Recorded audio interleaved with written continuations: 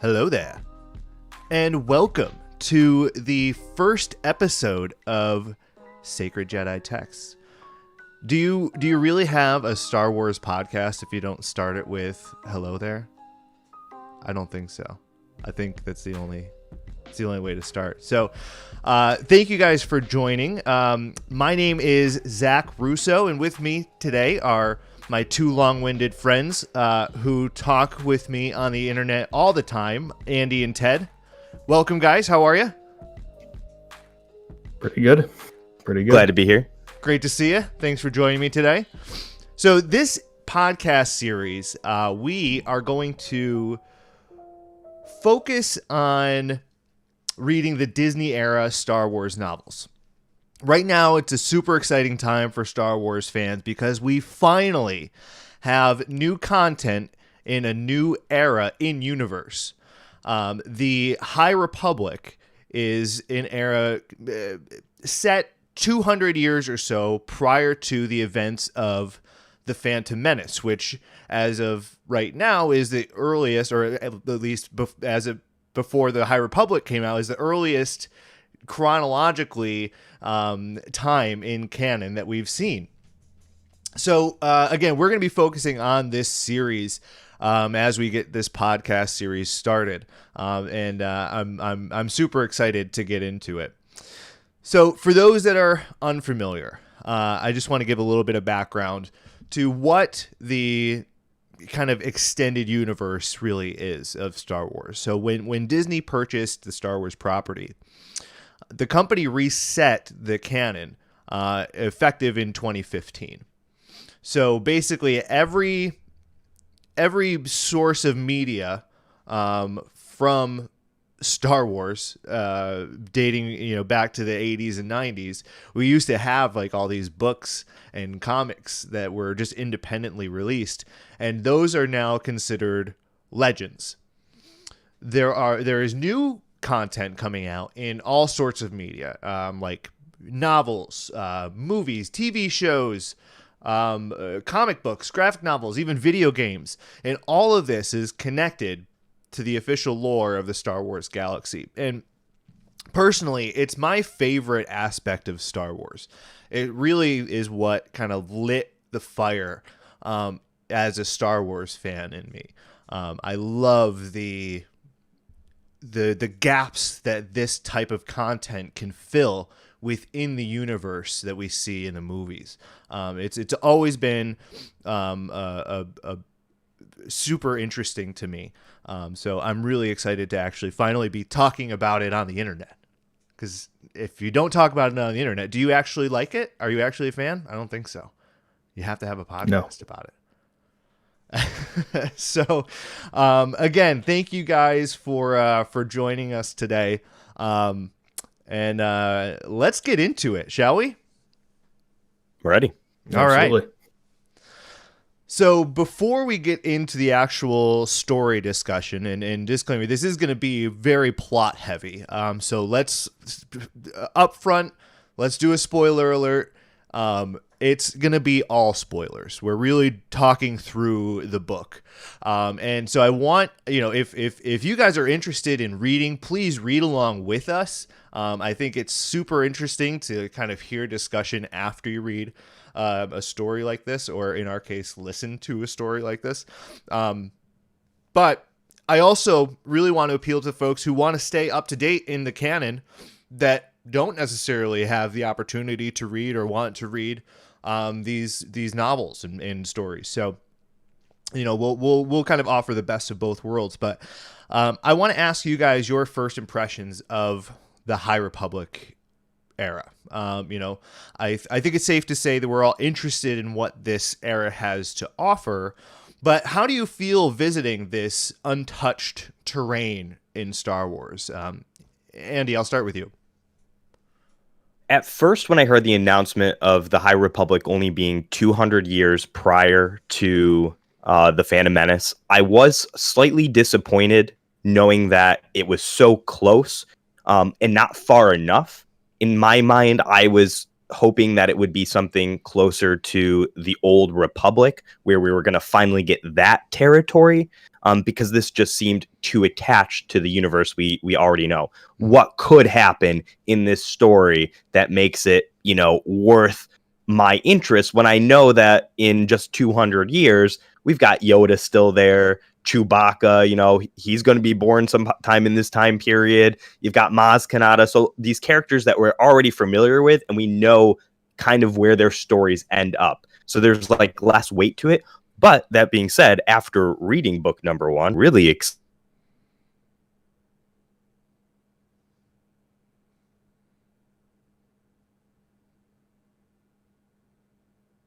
was the Old Republic. Yeah, I think most people were hoping and thinking it was going to be more like that. But I think the exciting part about this is that it's not that. I think a lot of people were hoping that it was going to go in that direction because Star Wars in the new canon has pulled things here and there from Legends, and rightfully so, and they've done it in a good way. And they've reintroduced things like Thrawn to the universe, Boba Fett surviving, things like that. So those things are all well and good, but I was more excited about something brand new, and that's what we get with this. And on top of that, it expands on things that we already know, like the Force, but more along the lines of how people view the Force, how some people use the Force. And then it's interesting to get a picture of the Jedi before the pretty incompetent Jedi that we see in the prequel era.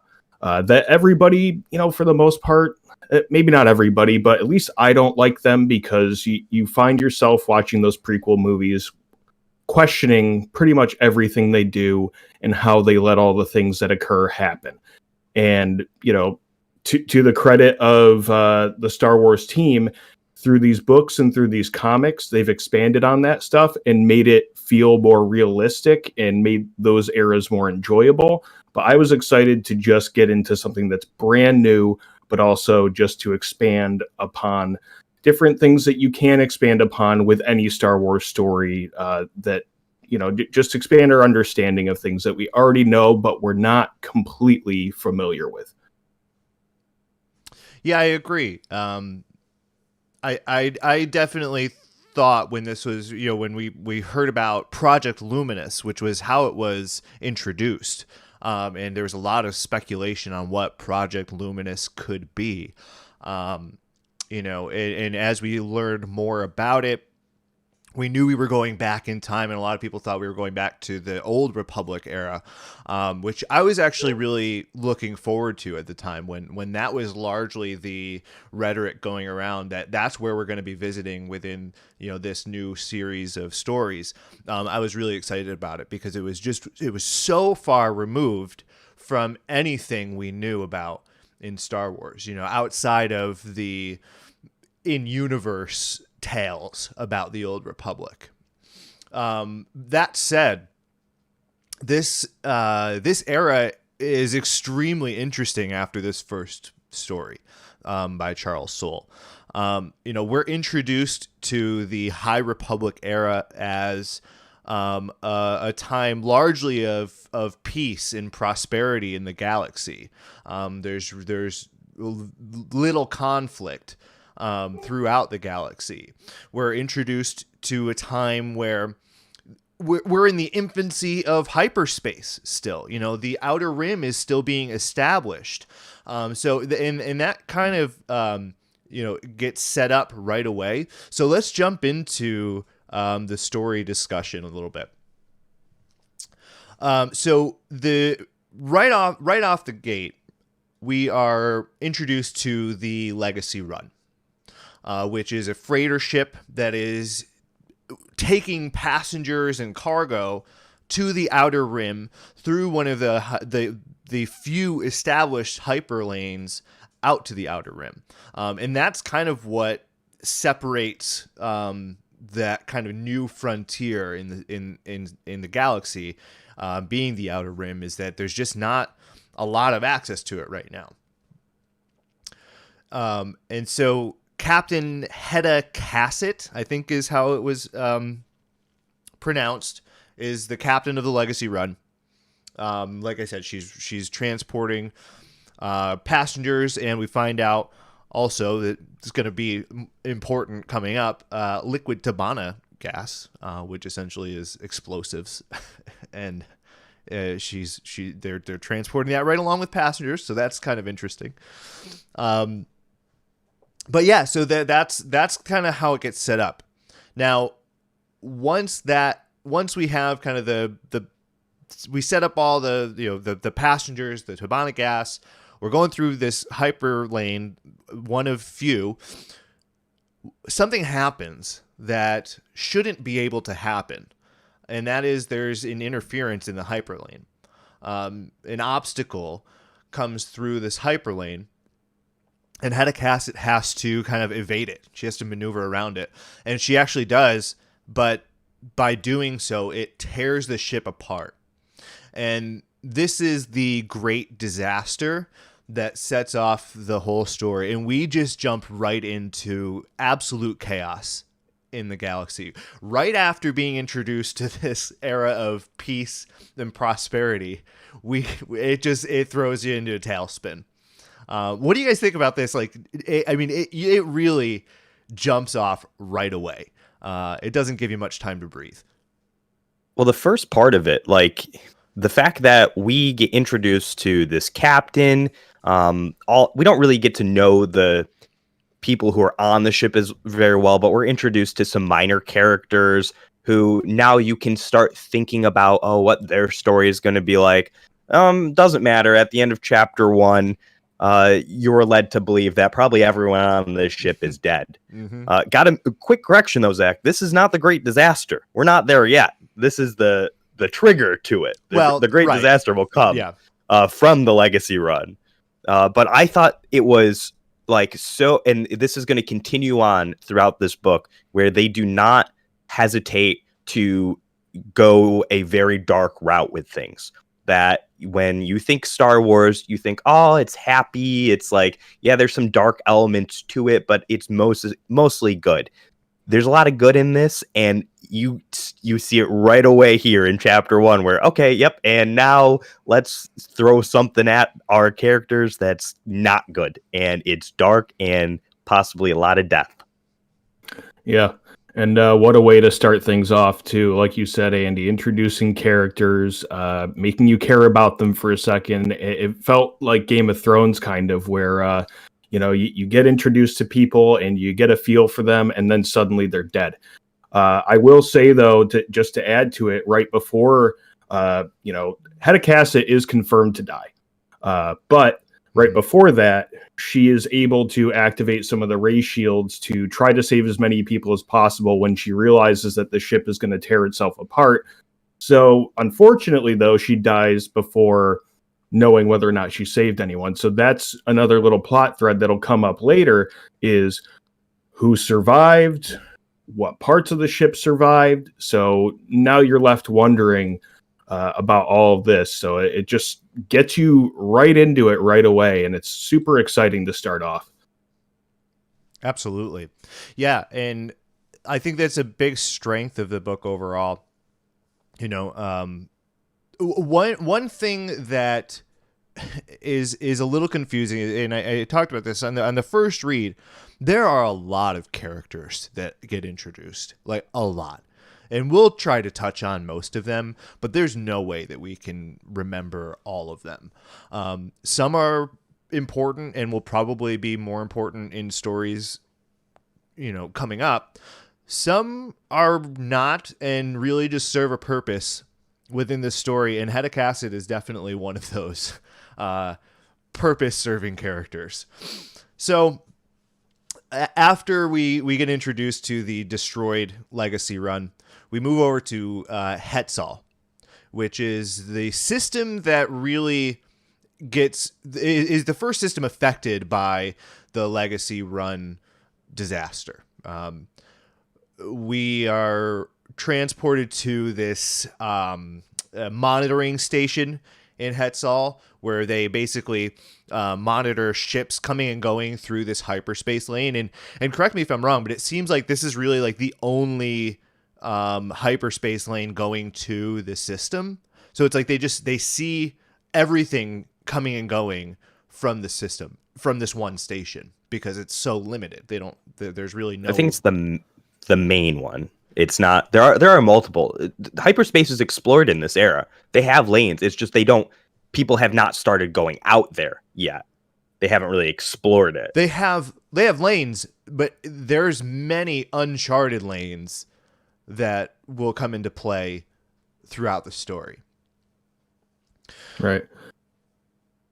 But so anyway, so we have these two characters, and I'm not even going to spend any time on the characters' names because they die almost immediately. Basically, they are the ones that... I got Ted still. Yeah, we got some interference on the HoloNet here. Oh, sorry guys. Can you hear me now? Yep, you're back. Okay. So anyway, these two characters, they die almost immediately. But before they do, they are the ones that really see the first emergence of the remnants of the Legacy run. And we're at least somewhat sure of what happened at this point. You know, we know the Legacy run fell apart in hyperspace, and now we're seeing chunks of the Legacy run emerge out of hyperspace, and they're emerging out at a super high velocity that can cause some serious damage if they make impact. Which, hold on. Yeah. This has some greater context. This whole part, as soon as after reading chapter 1 and then seeing what occurs in the Soule system, immediately my mind goes to The Last Jedi. Yeah. This is that answer in canon that Star Wars was going to give us. This isn't a retcon. This isn't correcting any mistakes. This is literally the man himself, Pablo Hidalgo, with everyone else in this new story group, talking about the High Republic and telling these stories. They're going to give us an answer as to why you don't do the Holdo maneuver, because you see what happens when spaceships come flying out at hyperspace speeds and cause great destruction. So, like, this is one of those things where it's like, Star Wars fans, if you want to have the answers, read these things or listen to the podcasts that are going to talk about these things, and don't get upset at something when you feel like, oh, it doesn't make sense, that doesn't get answered. Wait, and I guarantee you will be enlightened. Yeah, I mean, it provides a lot of context for kind of the mechanics of especially in this story of hyperspace. We get into some really cool hyperspace stuff in this book, and we'll talk more about it once we get to I think it's in Act 2, where we really find out a little bit more about hyperspace. But you're absolutely right. I mean, I know people like to say, well, I shouldn't have to read the ancillary material to know what's going on in the movies. And you don't. But if you want to know more about it, and you want to maybe dive into some of the technical aspects of what we're seeing in the movies, there's some stuff that can give you some answers. And this is a perfect example of material that can do that for you. Good call out. Yeah, and it's actually unfortunate too, just really quickly, because I never had a problem personally with that whole maneuver in that movie because it seemed like a desperation move. I think I talked to Andy about this before where I said, well, why do you think the Japanese military isn't constantly sending kamikazes like they did during Pearl Harbor? It's because it's a total desperation move. It's the only reason. And also that there are, I don't know, just I guess there's manners, so to speak, to war as well. That there are certain things that you generally don't do. And on top of that, I don't think many people would be volunteering to commit suicide for their cause every single time. I think they get into their fighters or whatever weapons they're using with the intention of, well, I'm going to help my cause, but I'm also hopefully going to survive here. That was a total desperation move, and this adds greater context to it, but personally, I don't think we need this to add to that, but it does add to it, and hopefully it does answer questions for people who were upset about that. Yeah, and we got to earmark this for part 3 or act 3 rather. Yeah. Oh, definitely. This too, Yeah. it's going to come up again. That too. It's like hold on to your hats, boys. There's a lot more that comes with the holdo stuff. So anyway, so let's move along through this plot a little bit. So basically, these two station monitors, they see these emergencies coming on their screens, and they realize what's going on. They're not exactly sure what's going on, but they know that they're in trouble. And so they set off a system-wide alert just before they get impaled by one of the chunks, and they just get obliterated. So the system-wide alert goes off, and now Hetzel has to figure out how they're going to deal with the threat of this barrage of chunks of debris that have started emerging from hyperspace. And keep in mind, they still don't know exactly what they are. To them, they don't know if it's a threat, from an enemy. They don't know if if they have no idea what it is. So basically the minister of Hetzel appoints this Kevin Tarr to help with like the technical stuff. He's a nerd. He's a nerd. He's a slicer without a whole lot of clout yet. He's like a farm boy. I think I'm lagging here again, but you should be able to hear me still, so I'll just keep on talking.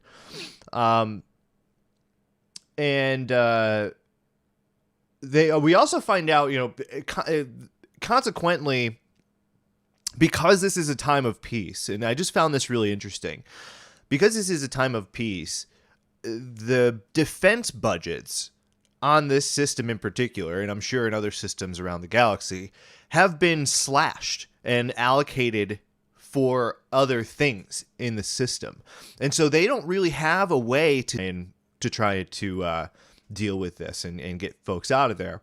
And Kevin Tarr is able to put out a call, a distress call within the system, and our new hero, Avar Kriss, answers the call. Jedi Master Avar Kriss. Absolutely. Jedi Master Avar Kriss, who I like a lot. Avar Kriss is really cool. Yeah, she's very interesting, and we'll get into that later. I'm excited too. Yeah, so Avar Kriss arrives in the system with I guess like a Republic fleet, including Jedi and other Republic people. And Master Loden Greystorm and his Padawan Bell, they go to the surface to help evacuate. So we have kind of two teams. One goes to the surface. One stays in space to deal with these emergencies and try to kind of redirect them away from the system. Because, again, if they get impacted by one of these anomalies, they're toast. Yeah. Well, I think weren't Great Storm and his Padawan like in the area or something like that? Like, I think a lot of people were in the area because of the opening of the new Starlight Beacon, which we didn't even really touch on. That's true, yeah. That's going to be this kind of outreach program that's a symbol of the peace and prosperity that is being seen across the Republic. And it's an outreach program to reach out to the Outer Rim planets and include them more and more into the Republic, because as much as the Republic is seeing peace right now, the Republic is relatively small at this point too. And that goes back to like unmapped hyperspace lanes, things like that. So it's really there to allow for more outreach programs so they can include them in the Republic as a whole. Yeah, great call out. We didn't even talk about Starlight Beacon. That's like one of the driving factors of this entire story. So thanks for bringing that up. Yeah, Starlight Beacon is like you said, Ted, like this space station that will house Jedi and other Republic, and just basically give the Outer Rim access to the Republic, and kind of spread the influence of the Republic to those folks. Yeah, basically. Yeah. Sorry, guys. We have no idea what you said, Zach. You were gone for like several seconds. Oh man, I'm sorry, guys. I got too much going on over here in my system. It's bogging down. There's not much to add to what Ted said, so let's move on after Starlight Beacon. maybe it got on the stream and just not on the Discord. I don't know. So anyway, I'm not sure if Loden Greystorm was part of the team that went with Avar Kriss, or if they were already there. But I think you might be thinking of when they actually go to the other system to, or when they're in the other system to rescue the family, which we'll get into. Because there was something here with people. Ted's right that people were like in the area because of Starlight Beacon, and that's why they were the first. Like, had they not been there, more people would have died because they were able to get there quickly. Well, right. I mean, and that's they were all there. Like so the Jedi that we see are Avar Kriss, Teami, Mikkel Sutmani, Nib Asek, and Buryaga, the Wookiee. Those are I think the four main ones that we see that are on the space team. And then Loden Greystorm and Bell go to the surface. And then on the space team, we have the Republic Longbeam, which is piloted by notorious Bears fan Joss and his wife Pika, I think her name was. And Pika. And Joss. All right, we didn't talk about Mark Thompson, so we'll save our Mark Thompson talk till the end. But for those who are lost when I say Chicago Bears fan, Mark Thompson does a phenomenal job at voicing every single character in this book. And again, there are many. And so I feel like Joss just kind of got the short straw and is eating Polish sausage on his Republic Longbeam.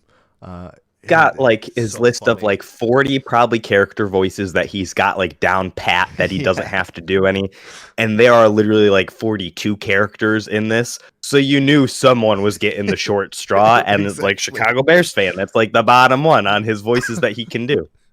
I bet if you asked Mark Thompson, that's probably one of the first voices he ever perfected, and he's like, well, I've got nothing else. Let's just use this one. Throw it in there. Mark You know, it's Thompson an is my appropriate hero. choice, I think, too. Just the way Joss kind of speaks, too, not just with the voice added to it, but he seems kind of just like a rough and tumble regular guy. So it works. It definitely fit the character for sure. Yeah. For sure. I really like the Joss and Pika duo. I think they're really fun. So the space team has to basically they have to try and destroy, at least that's their initial plan, destroy this chunk of debris before it impacts the fruited moon of the Hetzal system. Hetzal has Hetzal Prime and two inhabited moons, the fruited moon and the rooted moon. And one of these anomalies is headed straight for the fruited moon. And they're a farming planet. Like, that's Right. what they do in the system. like resource gathering folks. Yeah. Yep. And Can we talk about...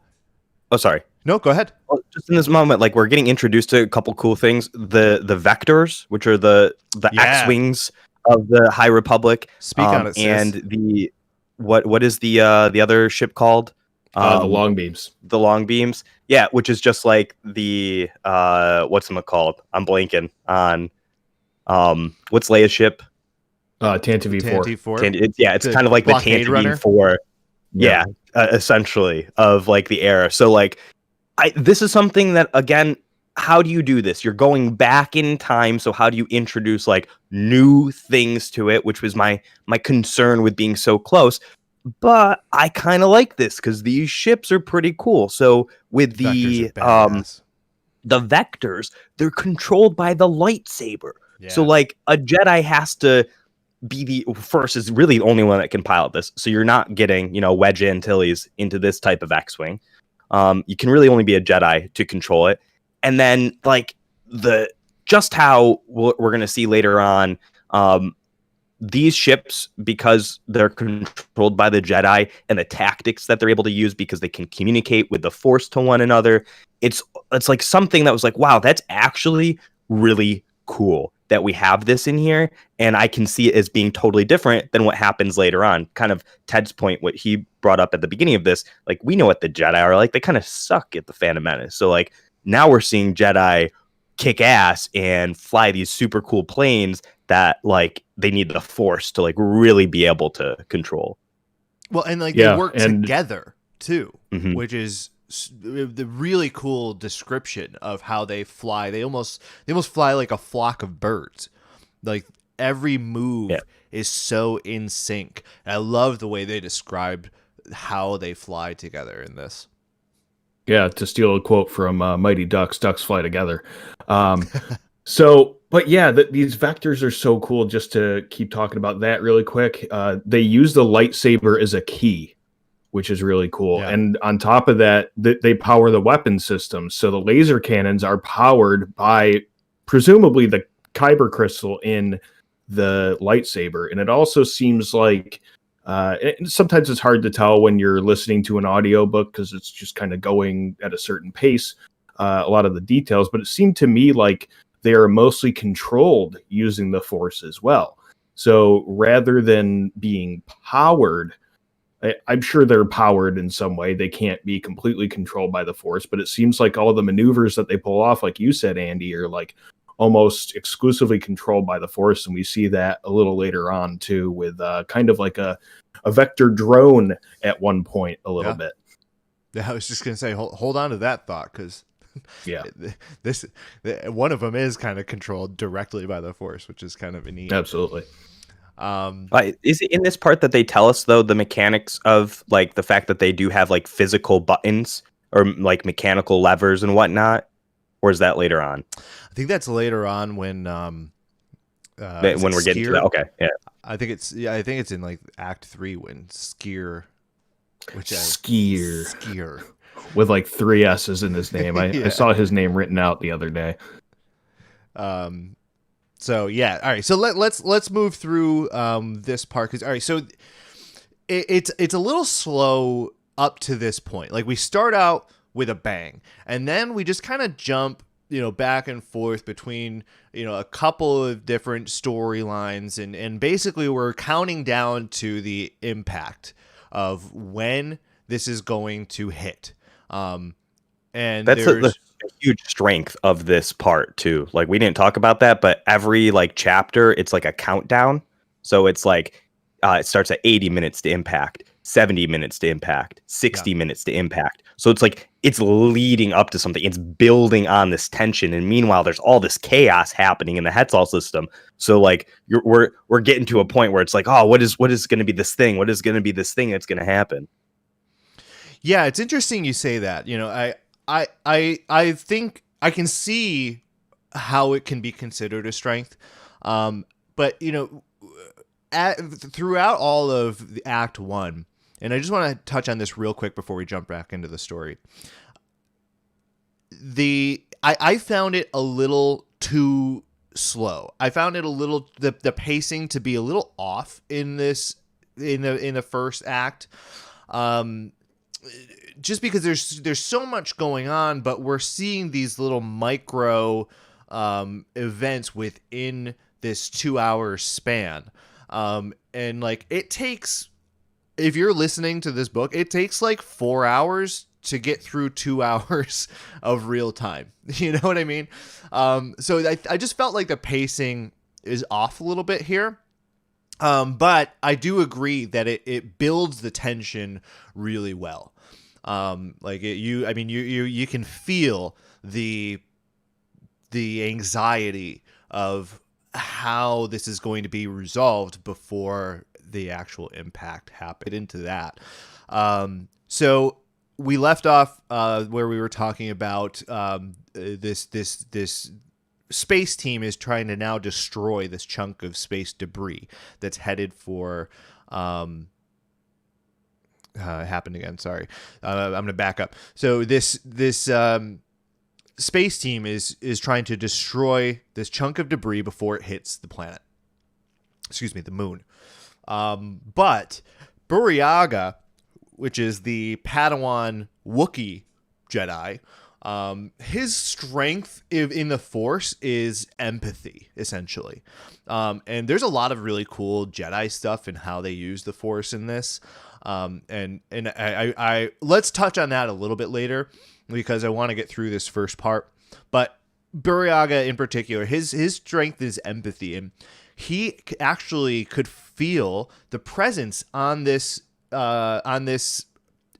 piece of debris of live people. So this is where we find out that the captain of the Legacy Run was successful, at least in some part, in saving her passengers. So now they're just hurtling through out of hyperspace. And now they're zipping through hyperspace at with light no speed. Control to their certain death for most of them. But this particular emergence, along with I think there's like 10 others that are able to be saved by these space teams, and this one is the first one. So now this search and destroy plan turns into a rescue plan.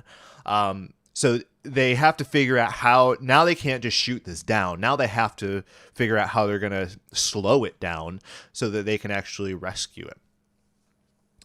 So the way they went about that is the Jedi kind of collaborated with the long beam, where the long beam was going to tail I know this is really in detail, but I think this is really cool. So they were going to tail this chunk of debris and latch onto it, but they needed help from the Jedi to actually slow it down.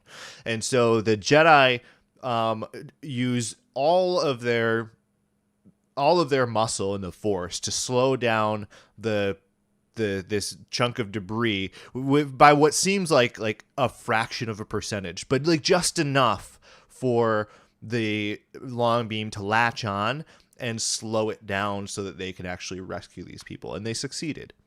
And it's not just the Jedi that are in the ships; it's all of the Jedi.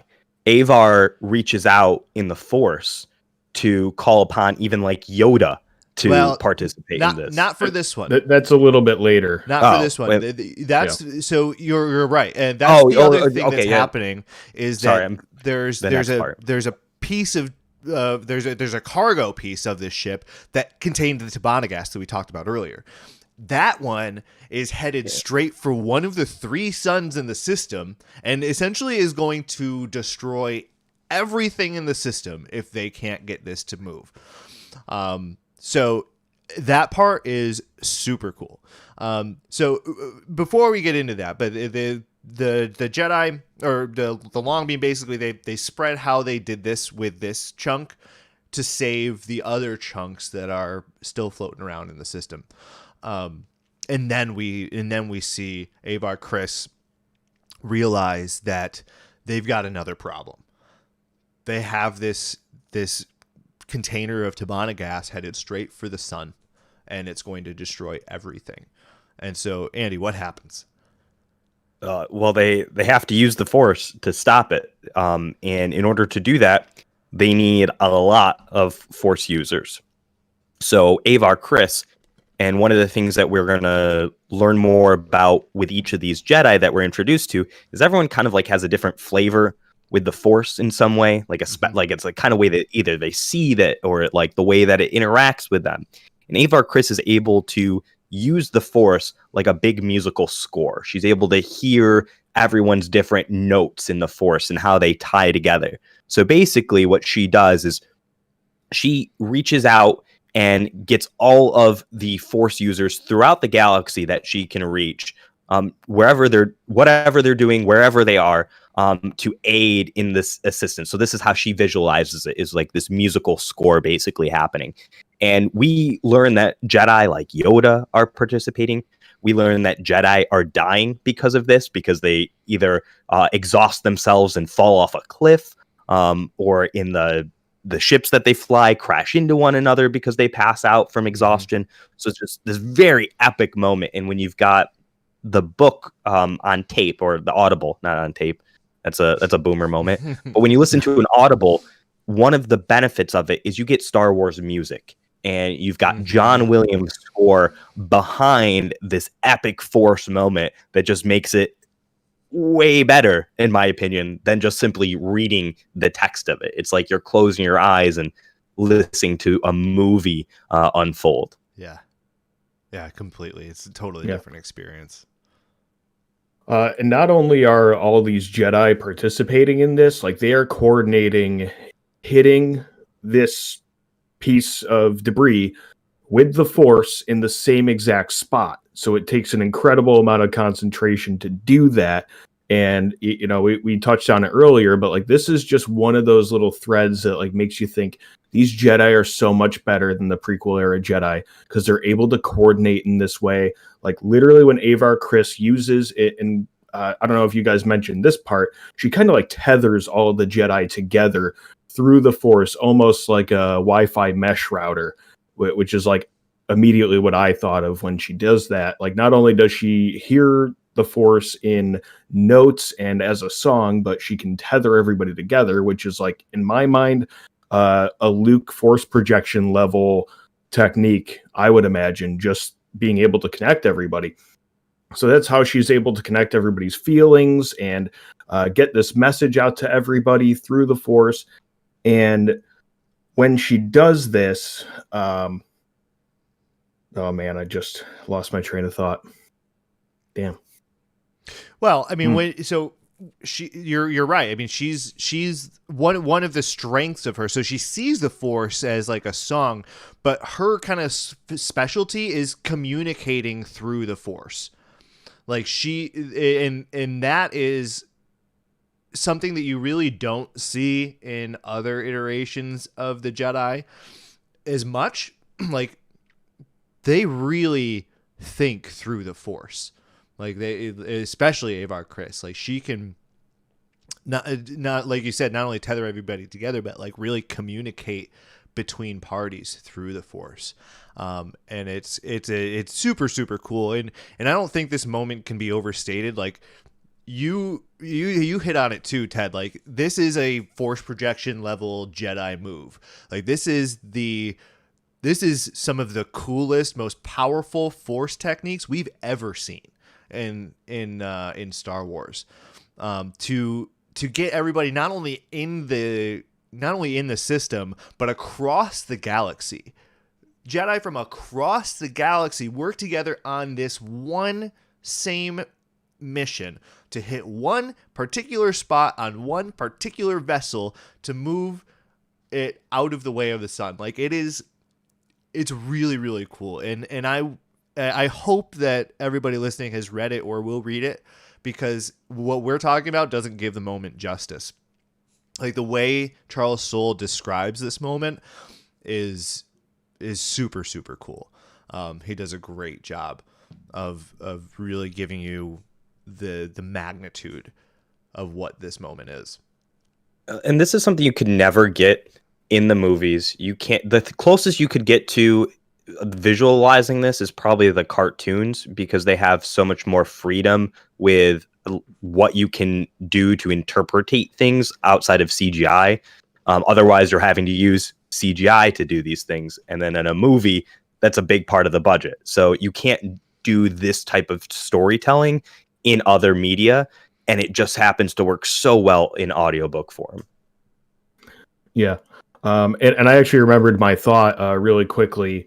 Charles Soule describes that Avar Kriss, when she sends out the message to everybody, specifically near the system at first, she says, you don't have to participate in this. I know this will cost some of you and exhaust a lot of you. Yeah. Nobody leaves. And that's like my overarching point is you probably wouldn't get that from the prequel era Jedi, that there's just sort of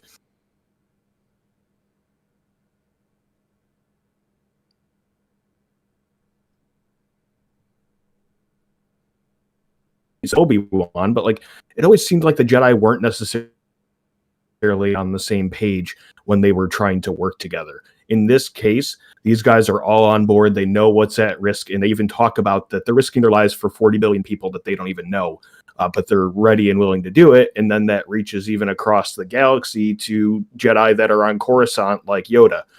Mm-hmm. Which they make sure to mention that Yoda exists about 3 times in this book, which is good. Yeah. It just ties everything together a little bit. Just in case you're ever wondering, he exists. He's super old, and he's super awesome back then too. Right. Yeah. Gotta put in the Yoda reference there. But yeah, man, this moment, I mean, I think we've talked about it enough, but I just want to reiterate, like, it can't be overstated how powerful this moment is. And it really puts into perspective the competency of the Jedi of this era compared to the others. So I guess at this point, let's just talk about what happened specifically. So at first, they're able to push it off course, but only a little bit. And unfortunately, it's still going to scrape the sun and probably still cause damage, maybe not as much. So even after a bunch of Jedi have died of exhaustion or just passed out, that's when she has to reach out again and say, hey, we need more help. I know I just asked a lot of you. I know you're all exhausted, but we need to push even further. And that's really what gets all of the other Jedi from outside of where that system is to participate in that. And they are able to push it just far enough, like it scrapes the sun, and that's really it. And crisis averted. Awesome stuff. Yep. So that's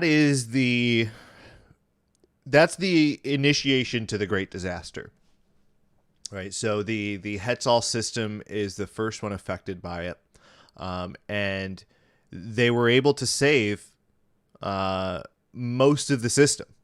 I'm sure there were a few casualties, but between the Jedi and the Republic, they were able to save the system from certain doom. However, I think this is in the interlude, but we do see that another system sees a handful of emergencies and is not so lucky. One of the anomalies hits the planet and kills 20 million people. Are you sure it's 20 million? 20 million. Yeah. Yeah. It's not Yep. more than that. 20 million. Yep. I might be confusing with another number then I that mean, comes up later. you know, it's interesting you bring that up because I was kind of shocked by the numbers that they used. Like, I think in the Hetzal system, they said there was like 40 billion people in the system, Yeah. right? Like, that's a massive number. 40 billion people on 3 planets.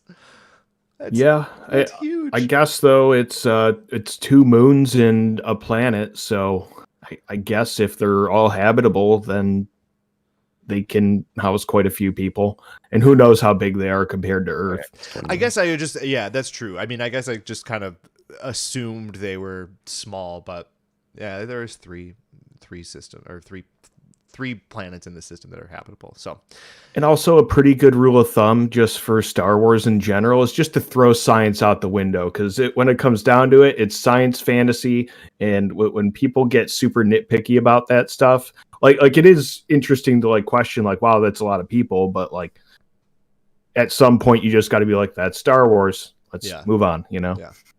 Well, I think they do that with intention too, you know, putting magnitude and perspective on the galaxy.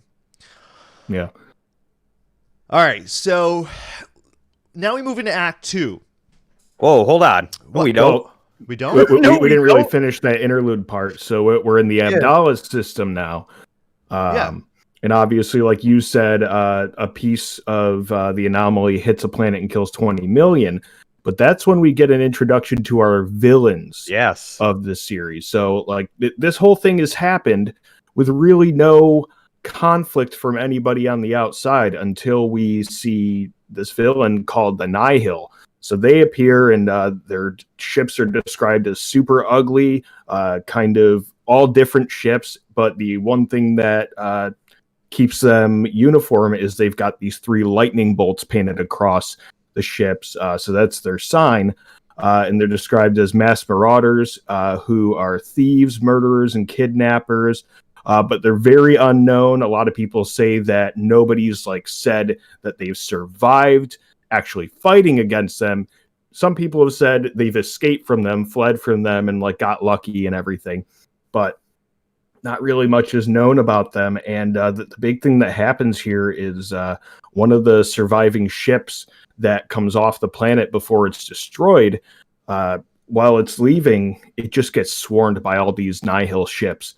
And another ship is actually watching this happen and describing what's happening. So they like shoot first they shoot a lightning-like bolt to disable power, which we've seen in Star Wars before, disabling power in a ship. But then they shoot harpoons from like all sides of it and just ignite their engines and tear the ship apart. Yeah. And all these people and all these objects are spilling into space. And that's essentially how they destroy and plunder. So these are like super hardcore space pirates. And the last vision you get of the Nihil is the ship that watches this happen gets boarded, and the Nihil are wearing all these masks, and they kind of send some poisonous gas into the ship to kill all the survivors and, take their plunder, I guess. Yeah, this introduction, we're going to learn more about the Nihil throughout the book and whatnot, but it shows you like the basis for their moral compass is very, very low. Let's do it. And then we end with, let's introduce the Nihil. So without even telling us what exactly their role is in this story, it's foreshadowing something. That the Nihil, we're going to learn more about them, and I've got a sneaking suspicion they've got something to do with that anomaly in hyperspace. Yeah, absolutely.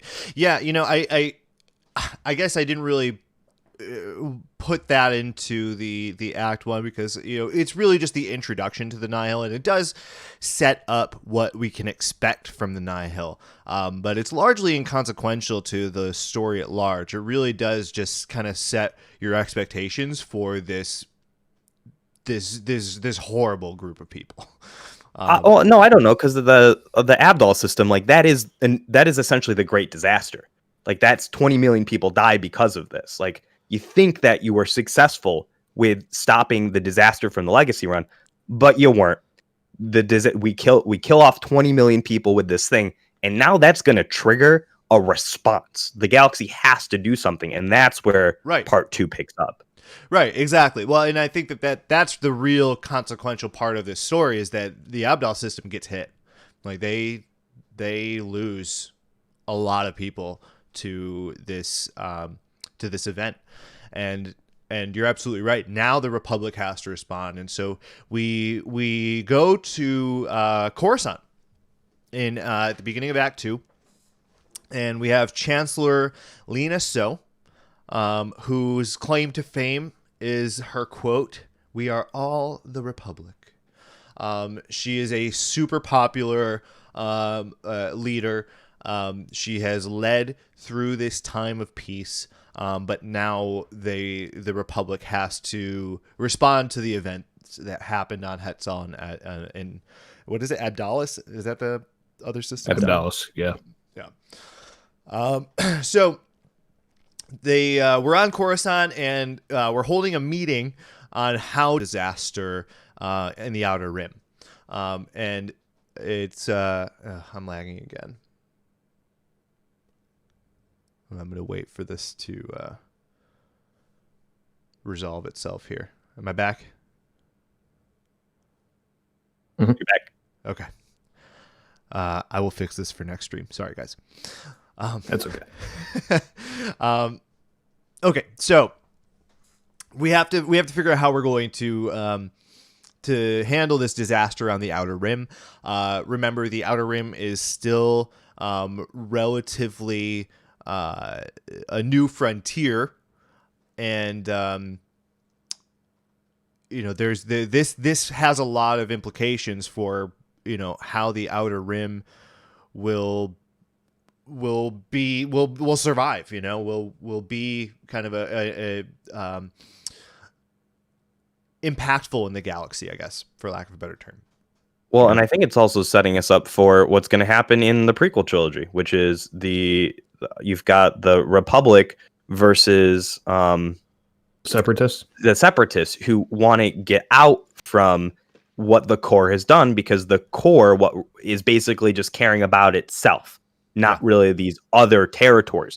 But here we kind of have the opposite of that. We've showing that no, Lina Soule, she's really caring about the Outer Rim. She wants to include them in the greater galaxy, to be a part of the Republic. That's what "we are all the Republic" means. There is no distinction between the Outer Rim versus the inner core. We are all a part of this one big thing. Completely. And in this meeting, we have senators and representatives from the Outer Rim who are concerned about some of the resolutions that are proposed in this meeting to deal with this. So the Great Disaster really, if nothing else, just opens up a lot of questions and problems to resolve, right? So first of all, we have to find out what actually caused this. How did this happen? Are the hyperlanes safe? Again, the hyperlanes are somewhat unknown. We just don't know as much about hyperspace at this point in time, and there is some distrust about hyperspace in general. Is this going to happen again? Can this happen again? How did this happen in the first place? Which is largely seen as impossible, but yet it happened. So is this going to happen again? Is this a threat from an adversary? Is the Republic under attack? And then in the more immediate future, where are the next emergences going to occur from this event? And that's really what they have to deal with first and foremost, to protect the Outer Rim from another great disaster, essentially. So what they decide to do is, the Lina Soule says she's going to shut down the hyperlanes to the Outer Rim. I mentioned, there are representatives from the Outer Rim that take issue with that. The Outer Rim does not have many resources. They do not have free travel to begin with, and restricting them can be really inhibiting to their survival. So, but we're at a time of panic at this point, and they don't know what's going on, so they're taking all the precautions that they need to. They also have to devise a plan on how to predict the future emergencies appearing in multiple different systems. Where are these going to happen? What kind of damage can they expect and prevent, hopefully? And so they devise a plan to do so. They need to search for the flight recorder to figure out what caused this. Right, the flight recorder from the Legacy run. And Kevin Tarr comes to the rescue again. Kevin Tarr, our farmer slicer, he says that he can do this. He can predict where these emergencies will happen.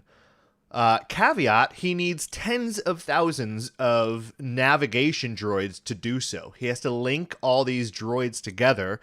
And it seems like the Republic really doesn't have the resources to give him. Maybe I'm remembering that wrong, but they have to go elsewhere to get these droids. But they do humor his plan.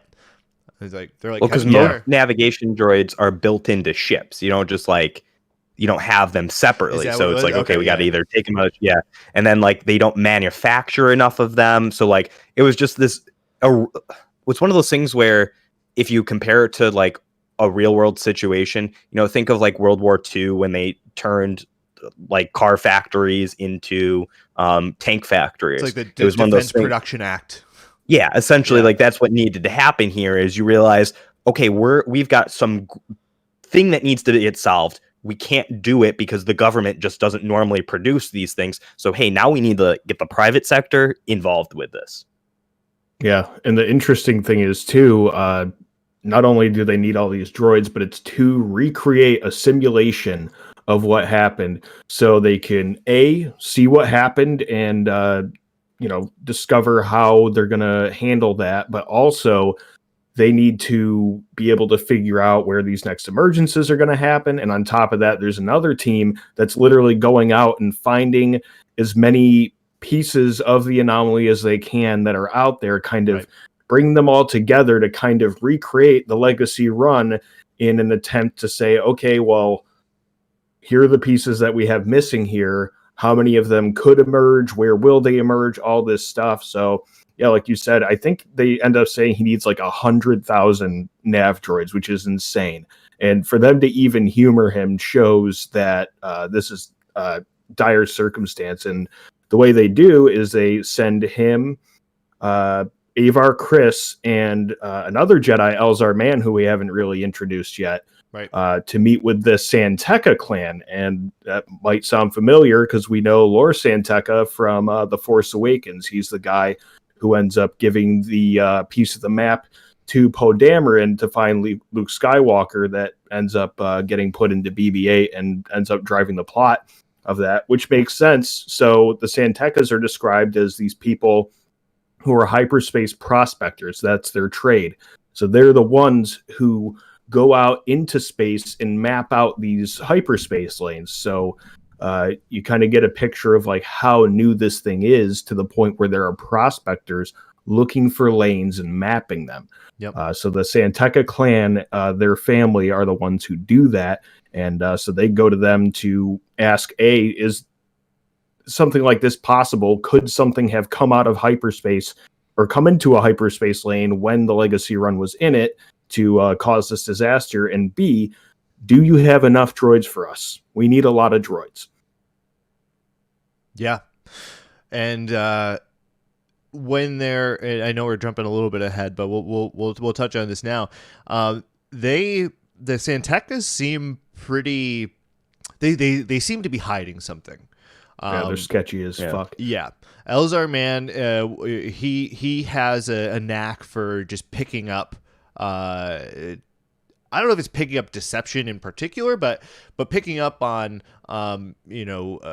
human emotions, I guess. Well, his general. force power is he views it as like an ocean or like Yeah, water right, almost. right. That's So how it's like described. when someone is not telling the truth or they're so he can sense that because it's like a disturbance in the water. It's like a ripple that you see. It's like throwing I don't think this is actually how they describe it, but makes sense to me is that like if you can visualize how water moves and all of a sudden something is feeling something, all right, it becomes turbulent and it shows, and that's what he's able to identify. Yeah, and he definitely senses that they're hiding something, and the Santecas. Just a side note, are they a gay couple? Yeah, Cool. Seemingly, yeah. Makes you wonder if Laura Stantec is adopted or what's going on there. Well, I'm sure there's a couple generations between them. Oh yeah, I guess it makes me wonder. I guess like who he's related to in the Santeca clan specifically, but that's neither here nor there.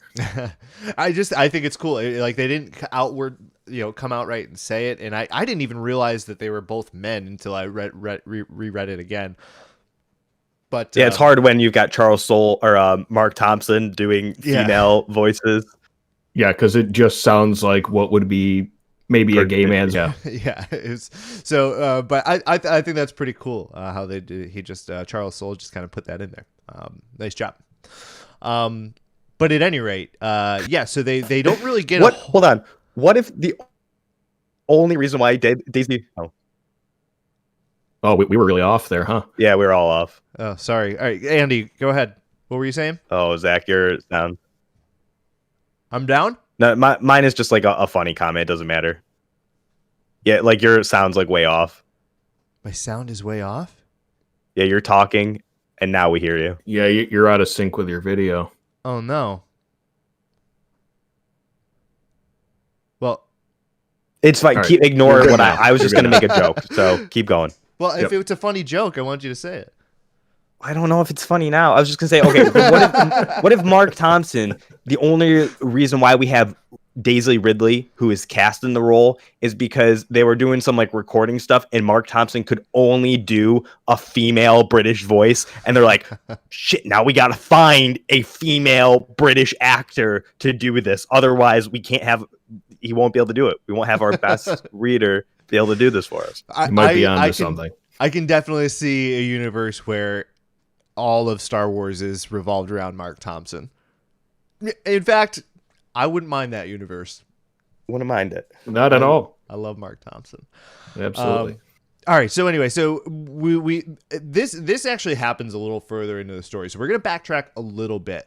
But to button up this part of it, the Santecas actually do agree to lend the Republic their nav droids for this project to predict, for Kevin Tarr to predict the emergencies. Yeah.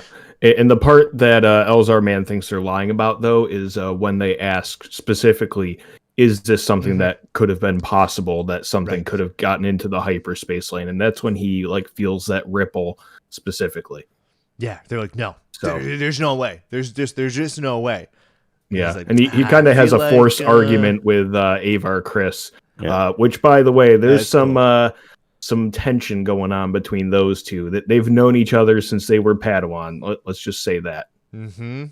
Oh, there's so many cool things that come up later with this too. The very last like chapter with it. Yeah. Like the epilogue is a really good representation of their relationship. But yeah, good point. That is like the main thing that he thinks they're lying about, which is a problem because they need to know what's happening.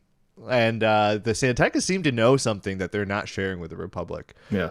I think the other thing, too, to really button this up is the Santecas have a quick conversation between each other after they all leave. Oh, yeah. And that they kind of wonder to themselves, could it be so-and-so? No, she must be dead by now. So there's a female character out there that they're referencing that we don't know about, that's foreshadowing something happening that we'll touch on later. Yeah, they're like, doesn't this sound like her? Yeah. She can't be alive. Zach, you've called this a like a book club in like your various descriptions of this. Yeah. So like that is something like as a book, get that, what's the right way of like review or something to describe that. Some literary elements like foreshadowing, they do a great job in this book. So I hope that's something that's going to continue throughout the High Republic series. But Charles Soule uses foreshadowing very effectively in this book, where it's like, we're going to set up this thing and you're not really going to address it right away. You're going to do some other story stuff, but we're going to come back to this thing later and it's going to be important. So like, don't ignore this. So in these books, when you get presented with a piece of information, and if you have questions or you're like, that's interesting, just like I said with The Last Jedi, don't hold judgment at that point in time. Wait, or rather hold judgment. Wait, because you will probably get that answer a little later in this book. Yeah, I mean the stories are well written. Everything has a purpose, and eventually we'll find out the answers that we're looking for. Maybe not even in the same story. There's a big cliffhanger at the end of this story that we'll talk about. But you're right; they do a great job at foreshadowing throughout this story, and really tie it all together at the end. So let's get to it. Let's start moving through this. So we visit the Nihil again after the meeting on Coruscant, and we find out a little bit more about the Nihil.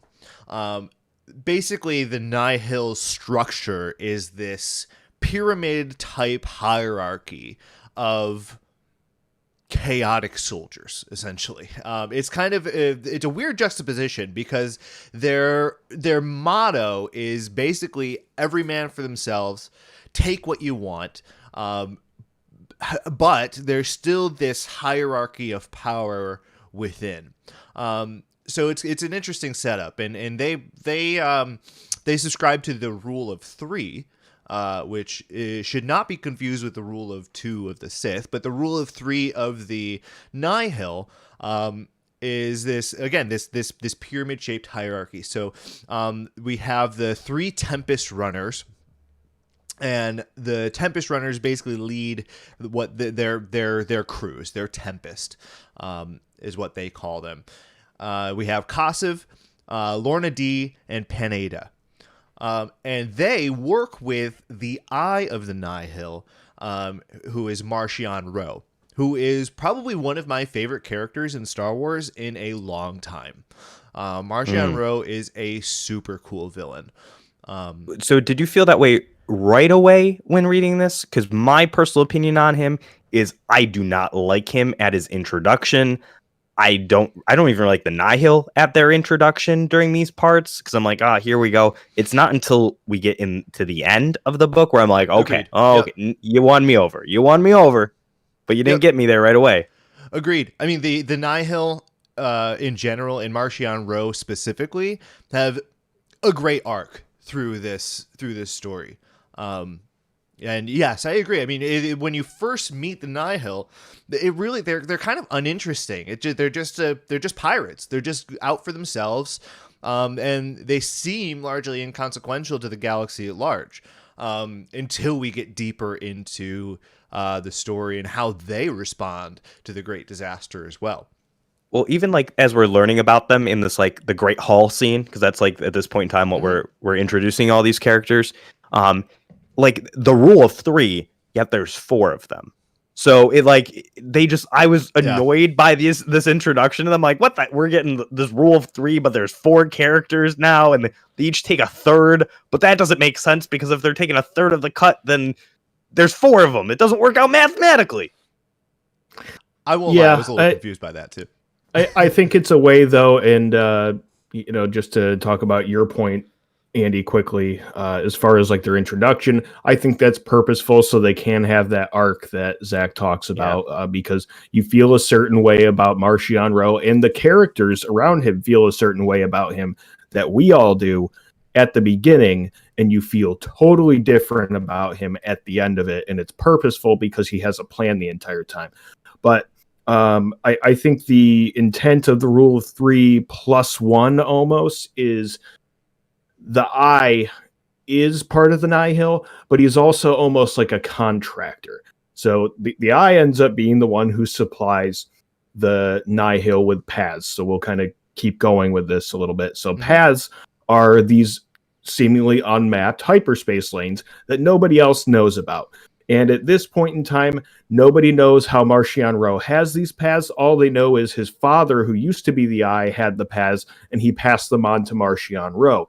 And these other Tempest runners would kill Marchion Ro in an instant if they had access to these paths. But because they're kept so secret, they have to keep him alive, and they have to use him because the paths are very important to what the Nihil do, which is pretty much take people by surprise and destroy and plunder. And, having these unmapped hyperspace lanes is key to that, because if people don't know you're going to show up here, then they won't expect it, and they'll be, caught off guard, and you'll be able to destroy them and take everything they have that much easier. And on top of that, below them, there are rankings amongst the lower level of the Nihil as well. There's storms, clouds, and strikes. I couldn't remember specifically who was higher than another. Do you guys know what the hierarchy was? It storms. Yep.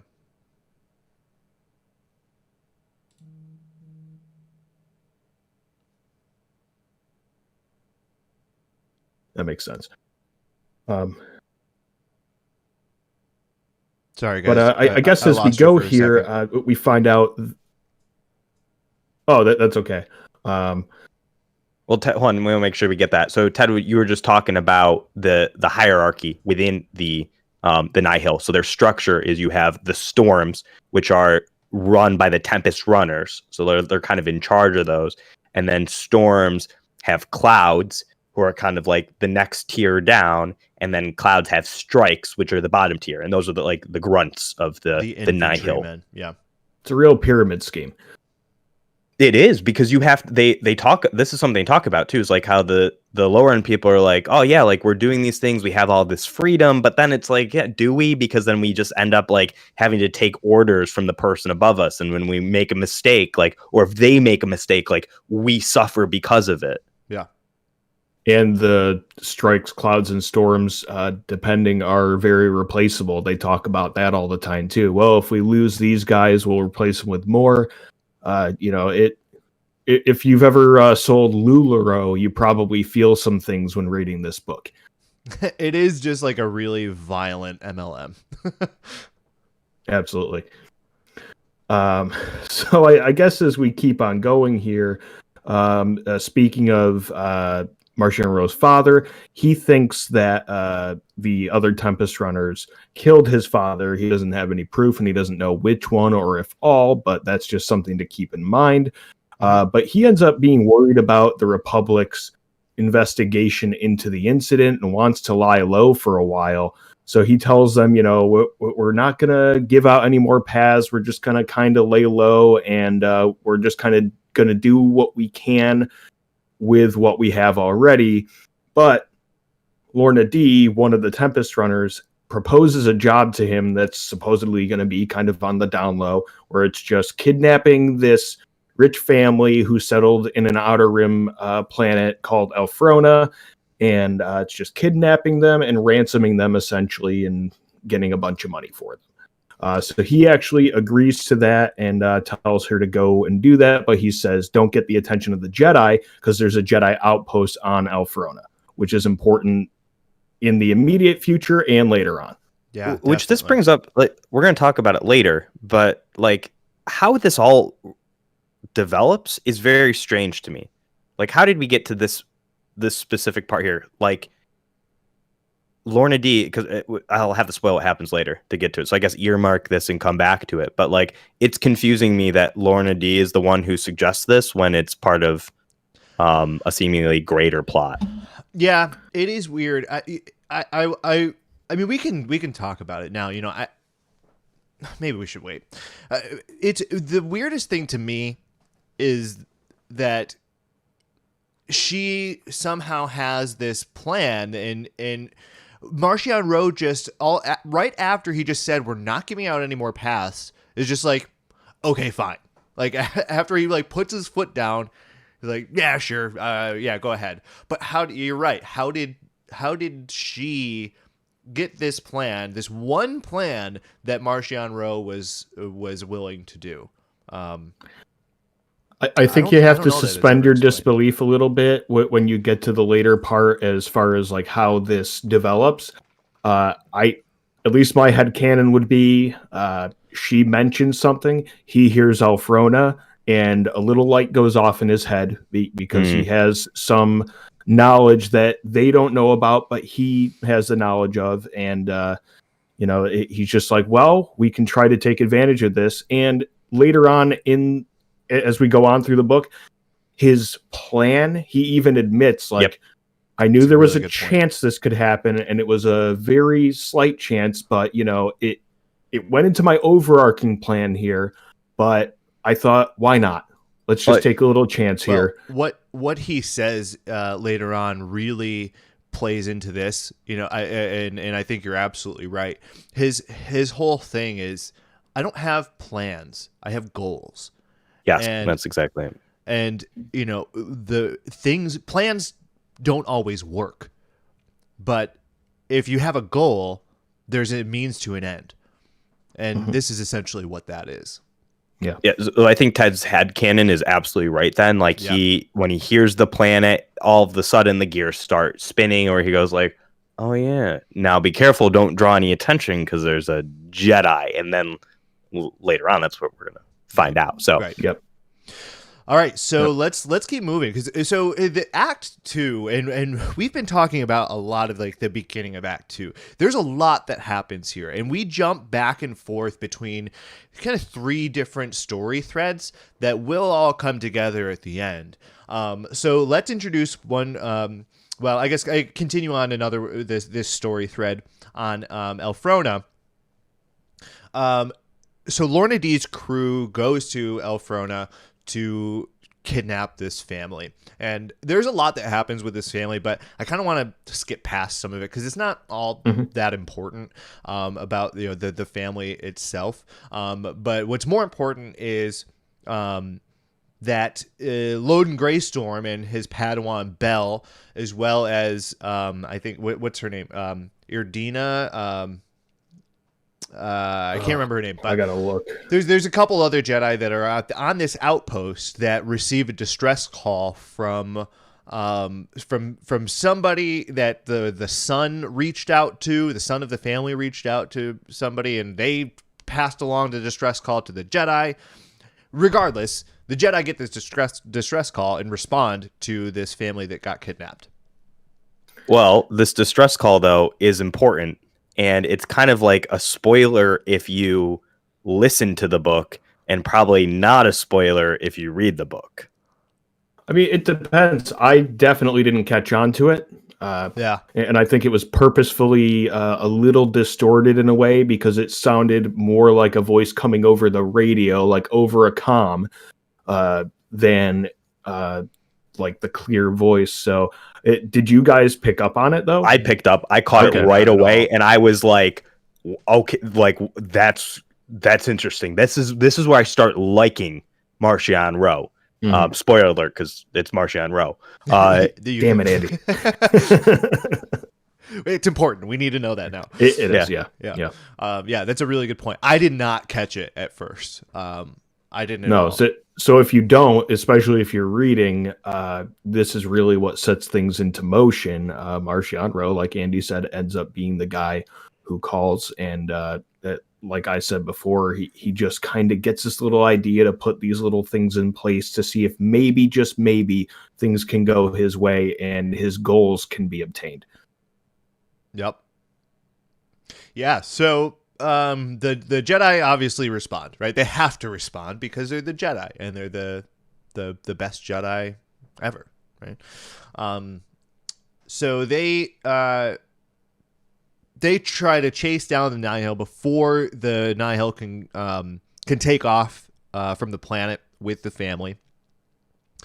And the Nihil managed to actually get to the ship with most of the family.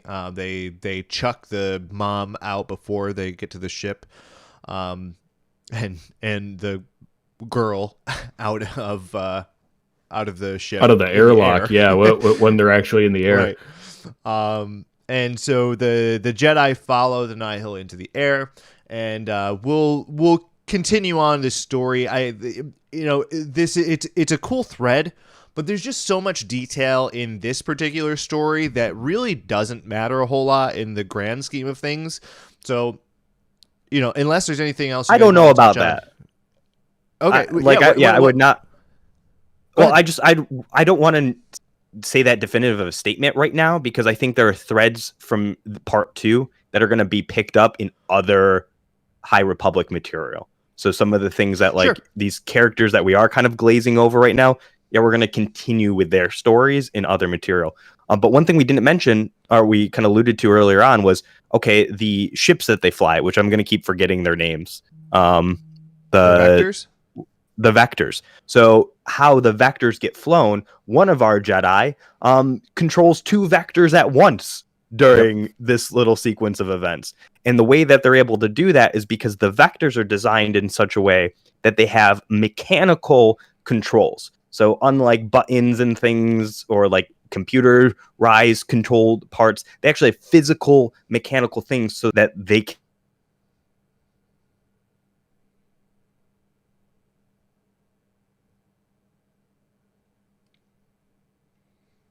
Indira.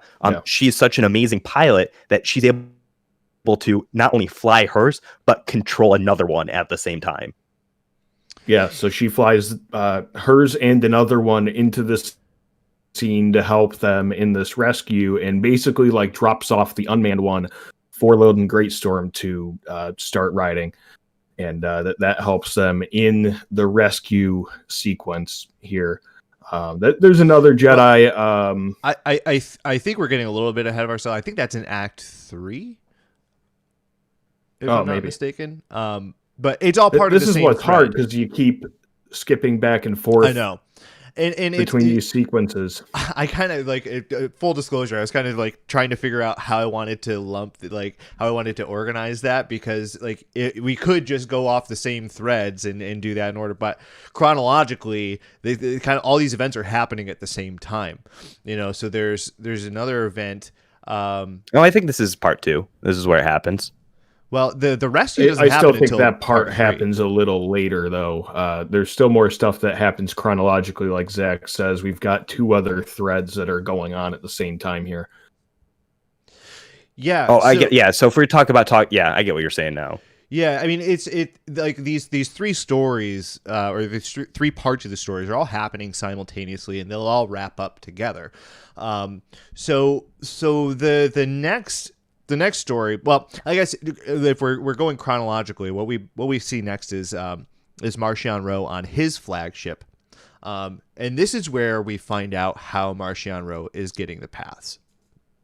So we find out that he has kept alive and imprisoned Mari Santeca, which I don't know, maybe you guys caught this, but I don't remember exactly what her relationship is to the Santecas that we've met already. Obviously, they're part of the same clan, but I don't know if it's mother, aunt, whatever. I'm not exactly sure, but seemingly Mari has this power that she can see paths, hyperspace paths, and provide them to Marchion Ro for his exploits, essentially.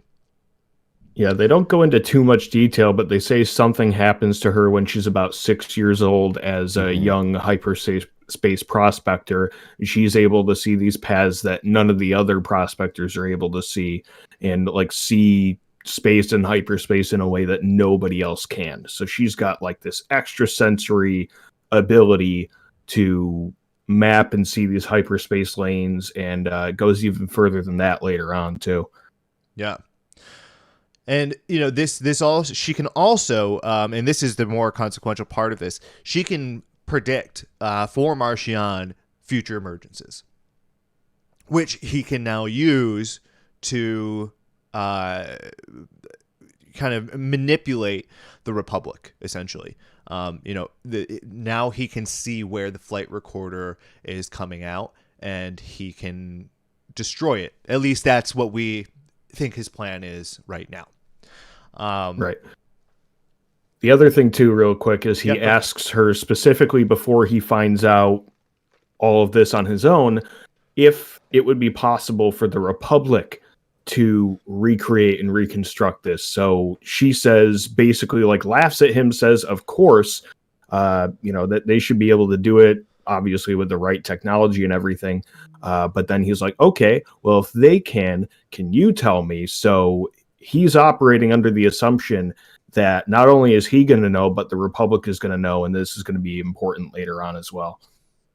Absolutely. And that's what we see next. So Kevin Tarr, this is a big, long, exposition here, but to boil it down, Kevin Tarr succeeds in his project on predicting the next emergences.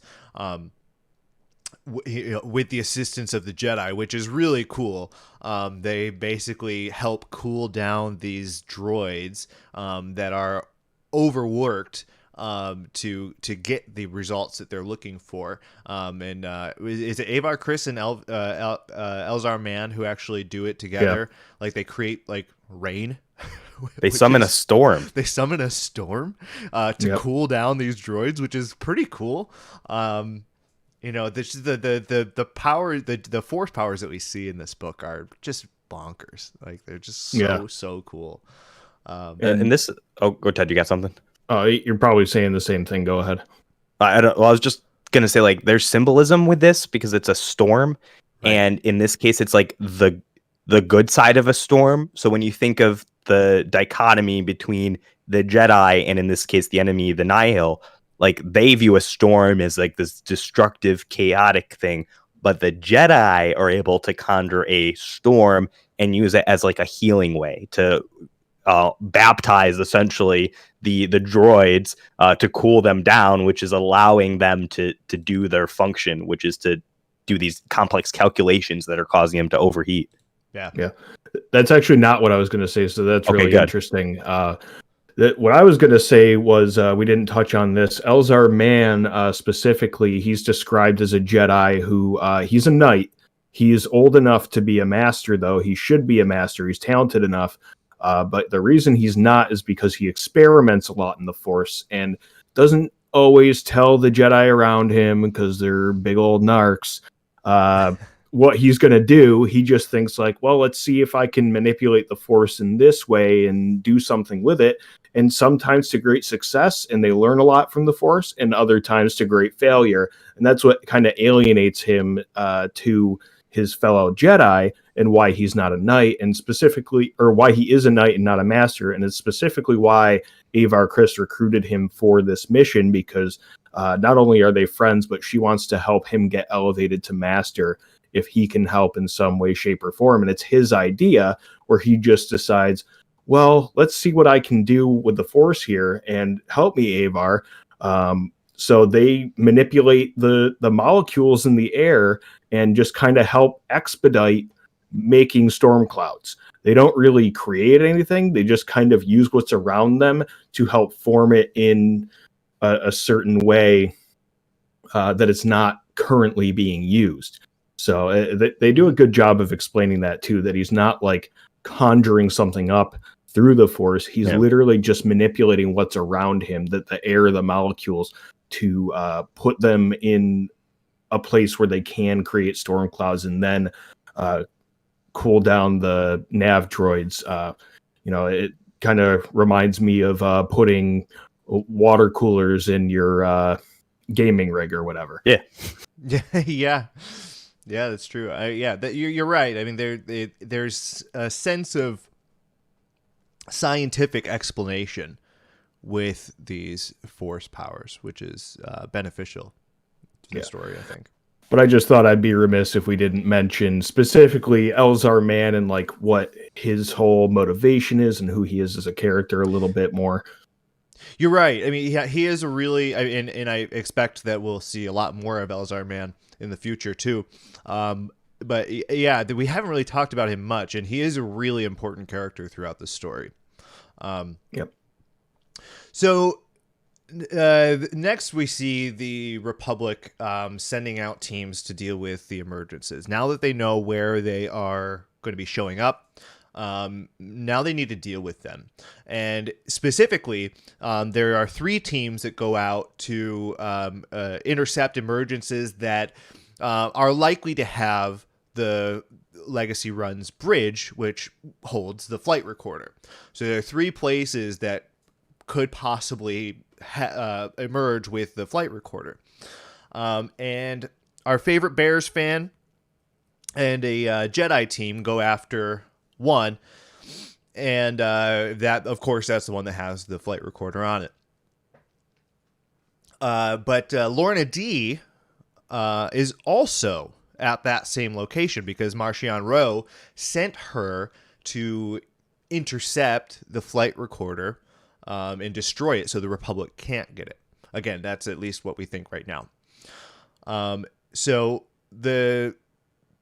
in her attempt to shoot down the flight recorder, she actually kills Taami, one of the Jedi, where while she was actually helping in the success for the recover the flight recorder, and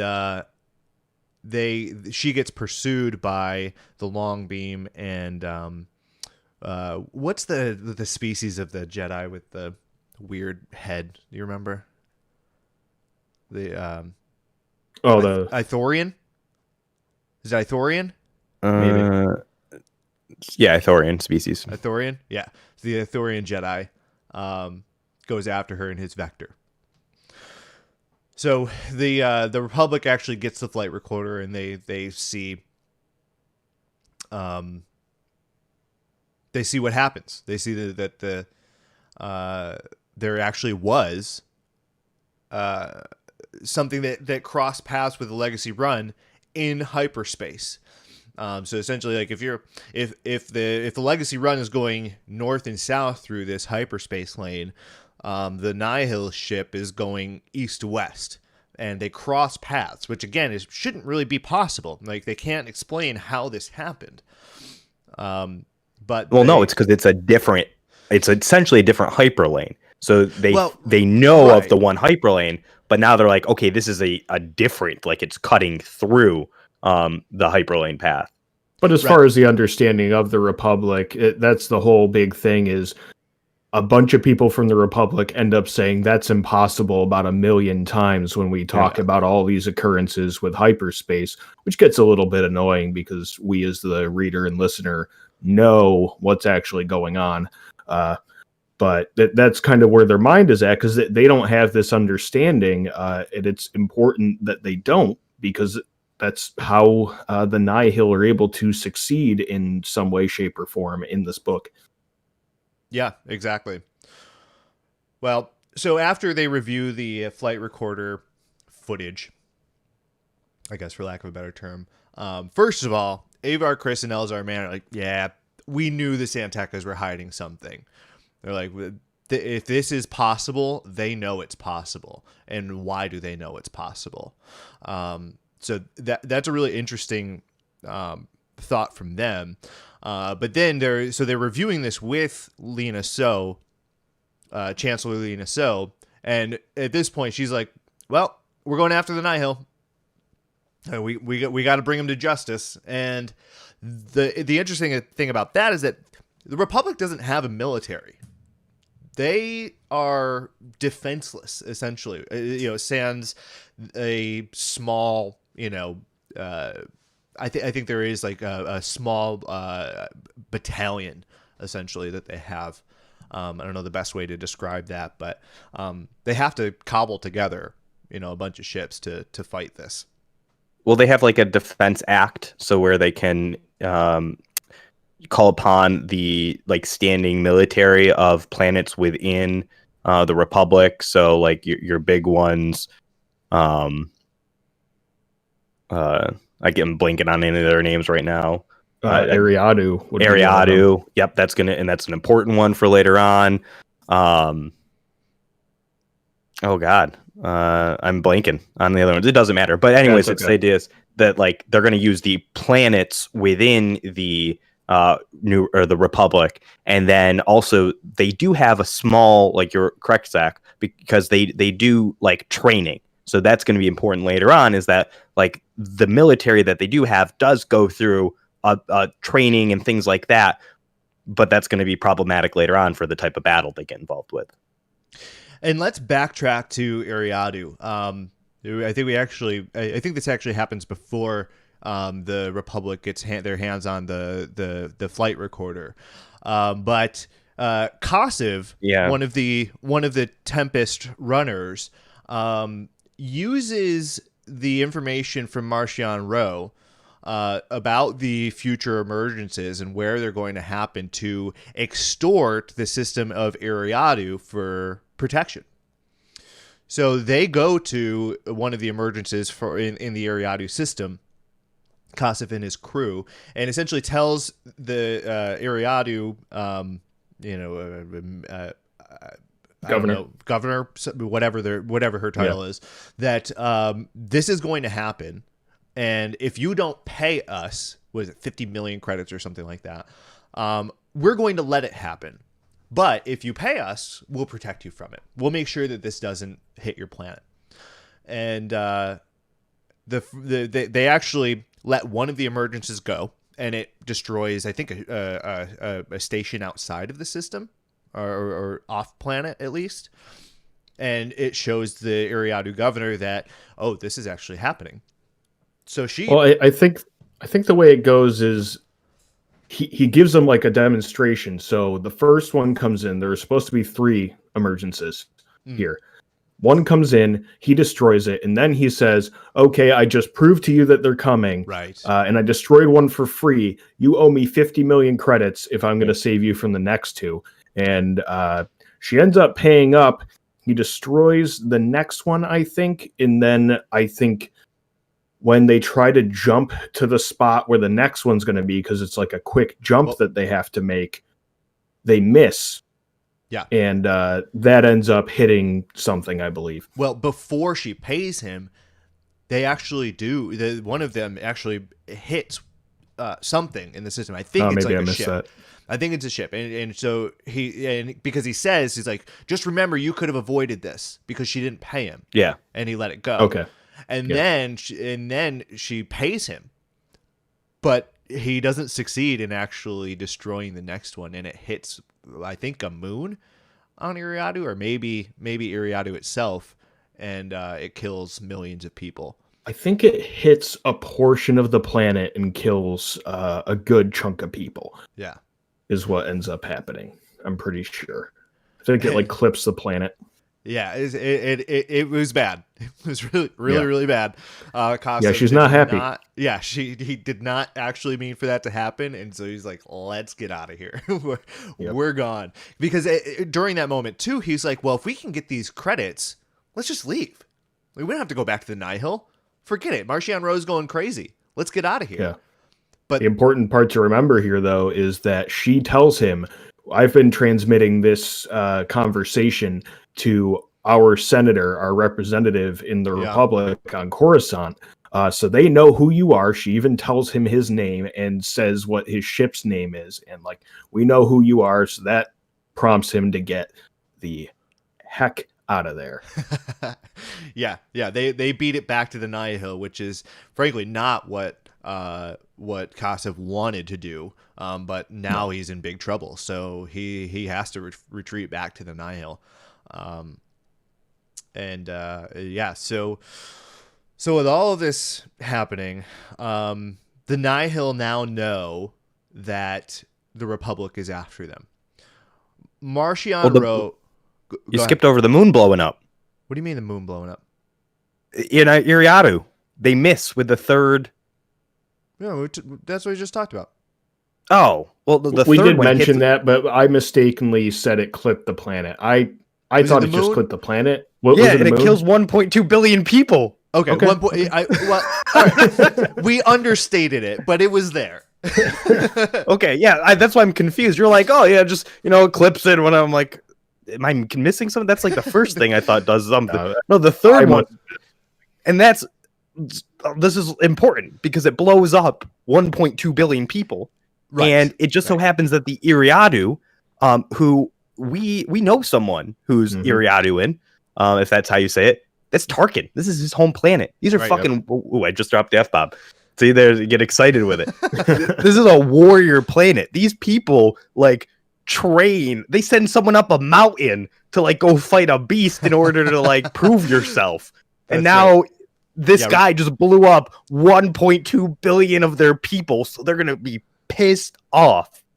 Yeah, that's a plug Tarkin, for the Tarkin book. Yeah, absolutely. Read Tarkin. Great book. They are systematic as far as how they approach battle. They are incredible. Very good book. It is a great book. So this was the wrong group of people to mess with, basically. It is. And she says as much to Kasif before he leaves. Like, this was not a smart idea for you. You are going to pay. No, and he thinks it's super smart too. It's kind of funny to see the duality because he's like, I'm a genius. Yeah. I'm out here extorting these idiots. And like, he just had no clue who he was dealing with at all. Nope. And it definitely comes back to bite him at the end. Yep. So, all right. Good. Thank you, Andy, for the call. We did definitely understate the significance. Hold on. Let's wait for this to resolve. There we go. All right. Oh boy, internet's fantastic. Carry on. So anyway, I think for the third time now, the Nihil now know the Republic is after them, and Marchion Ro becomes an absolute savage. I love this part. This is where I think Marchion Ro becomes one of the most interesting villains in Star Wars. So traditionally, the Eye kind of stays out of the Tempest Runners' business other than to provide them paths and get paid. That's really his role. The Tempest Runners are the ones that come to him with these plans and missions to get money, essentially, right? That's like their whole. They're pillagers. That's their whole thing. But now, with all of this happening, he's like, you guys suck, and I'm going to take over. And he does with force. He basically cuts off Kasiv's hand and really shows them, like, this is how we're going to do things, and you guys aren't going to argue with it. And so there's a lot that happens within that. I don't know if you guys want to get into it, but at the end of it, they're all on the same page at this point. They're all submitting to Marchion Ro. And Marchion sends Kasiv to intercept a transport that is containing the flight recorder because there's some footage that they haven't seen, or there's something missing, or that was encoded or couldn't be decrypted within the flight recorder. So they haven't seen everything. At least that's what Marchion Ro tells the Tempest Runners. And that's why he sends Kasiv out to intercept the flight recorder from the Republic. Then he also sends Lorna D to finish the kidnapping of the family on Elfrona. And this is where his plan kind of comes to fruition. This is where everything starts to actually roll for the Nihil. Yeah, and we should probably take a moment just to finish up, because we touched on what was going on with that kidnapping, but just kind of finish that up where we leave off before we get into this next part. So, like we said, Indira comes in with those two vectors. Loden, Greatstorm, and Bell get on the other vector. They chase down the Nihil ship. The Nihil, to playing on the fact that they know Jedi are people who save others, they throw the young Blythe child out of the airlock, knowing that they'll have to intercept. And this plays on a kind of small arc for Bell, where he's learning how to stop his fall with the Force whenever he jumps out of things from high distances. We didn't touch on it too much and won't go too much further than this, but he ends up being the one saving her because he has to. He finally is able to master this after Loden has tried to get him to. And essentially he saves him. He reconnects with Loden, just saying, I've got her, you finish this part. And Loden actually does this super cool maneuver where he opens his airlock and jumps into the open airlock of the Nihil ship, but unfortunately he clips his leg jumping in, breaks his leg, which is really important. He does come across the father of the Blythe family while doing this, but when they're in there, they are encountered by Lorna D and the rest of her crew who come in at this point. Yeah. And do you remember how he gets captured? Like just because it's his leg's broken, or is there something they do to him? His leg's broken, and they fill the chamber with gas. Yeah, okay, they do what they did in the original introduction to them. Instead of poison, they use some kind of gas that knocks him and the Blythe father out. Yeah, and obviously it's very difficult for Loden to handle all of that at that moment because he had no warning, and on top of that, he's in immense pain, even though he did take a painkiller. Mm-hmm.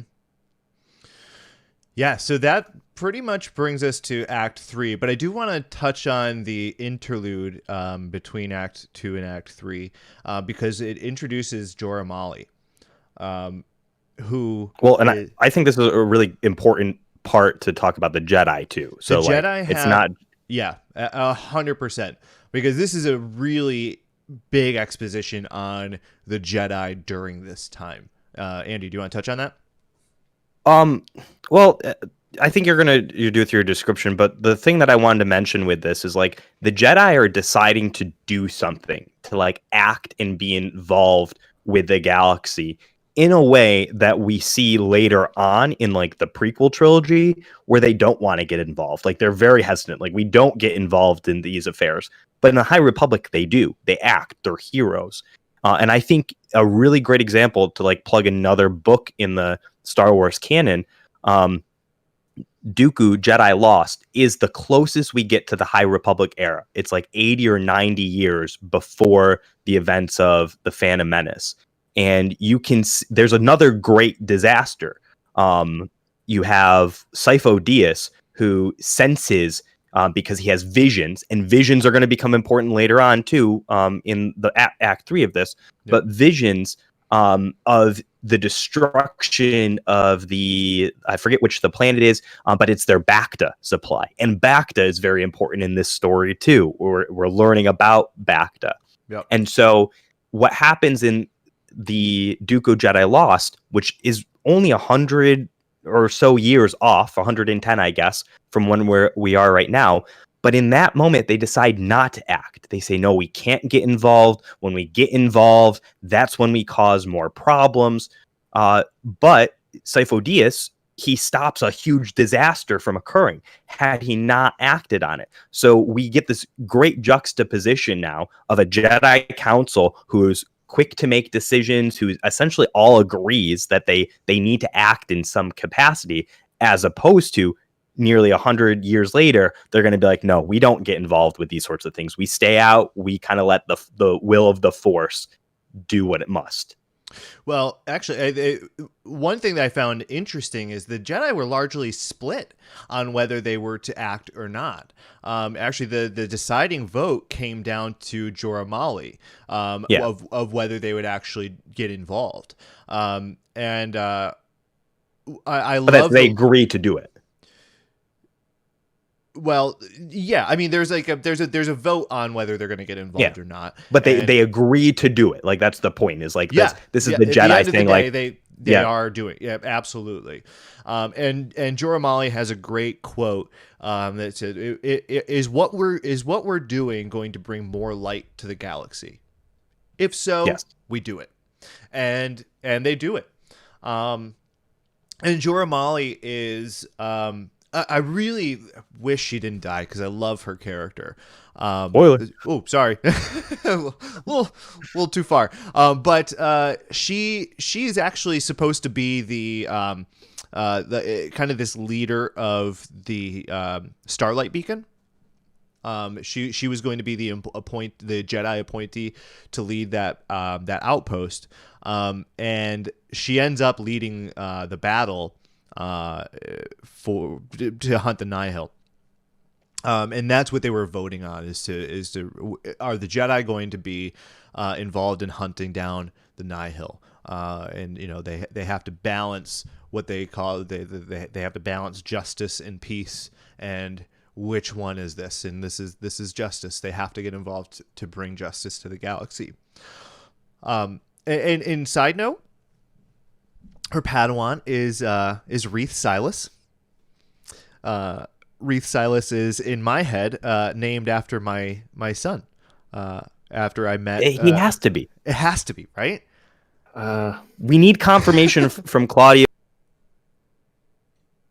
Oh no, guys, I'm sorry.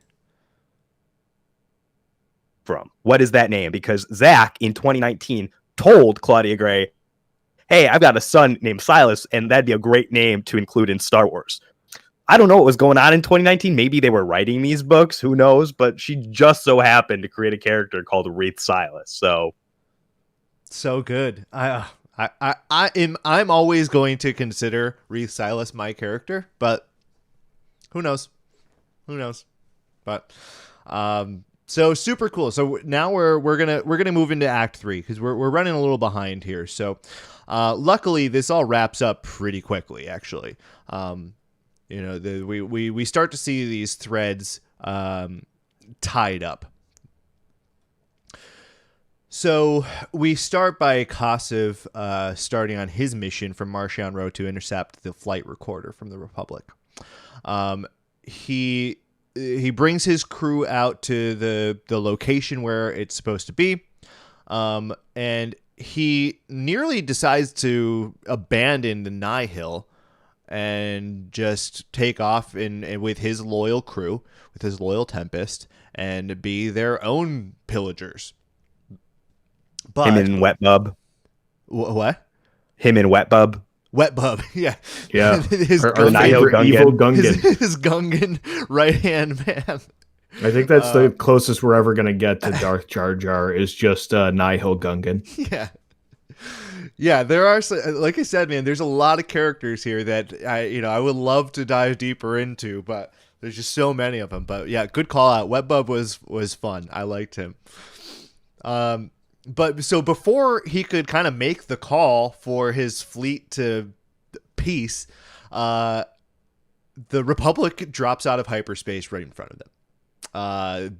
He was not expecting a Republic battle fleet.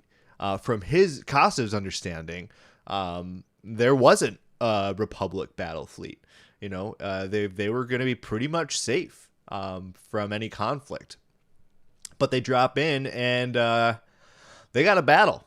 And also the Iriaduans come in, right? So from the other side. From the other side. So they're like trapped. Yeah. This Kassav's fleet is basically trapped on both sides. They can't get out of there. He's calling Marchion Row for paths to get out of there. Marchion Row doesn't respond. And so they got to fight. And they start getting beat pretty bad by the Republic. They're kind of fighting in these like little dogfight type tactics.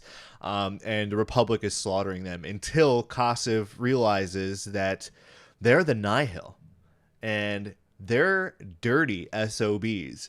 And so they start these crazy battle tactics that the Republic couldn't handle.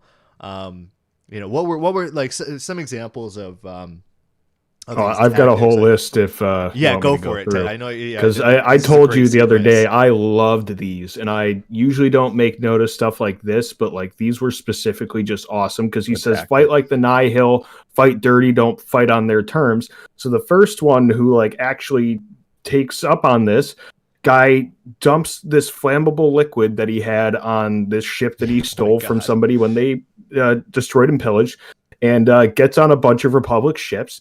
And then they blast it, and it just starts this chain reaction of blowing up these Republic ships. Another one literally lands his ship on top of the viewport of a Republic ship. And they're probably thinking, what the heck are you doing here? What's this tactic? So they land it, shut off engines, then they reignite the engines and just destroy everybody in the viewport, which is awesome. The next one I noted, they did the harpoon maneuver from Abdallas, so This that is my came up favorite. again. Yeah. And then the very last one, which is awesome, one of them unloads a bunch of escape pods. Yep. So that the Republic, thinking that they're going to save these people and keep them as pretty much That's prisoners, right. That's a cool one. they scoop them all up. Well, what do these escape pods have? But explosives. They don't have anybody in them, and they just tear these Republic ships apart. Like, these tactics are so awesome. Like, they're dirty as heck, but man, they're awesome. I just loved the description of like how they just went right into it. It's like, yeah, why are we fighting on their terms? Why don't we just do all the dirty stuff we usually do? Yeah. That's my favorite one, is the escape pods. Like, that's so clever, because they know It's that genius. the Republic is too noble to not pick them up. And so they're going to Yeah, take well, advantage of it. it goes back to when they're chasing the Nihil, who have the family that they kidnapped, playing on the Jedi's intentions to save people. It's the same thing with the Republic. They know drop a their girl out of enemy. the airlock.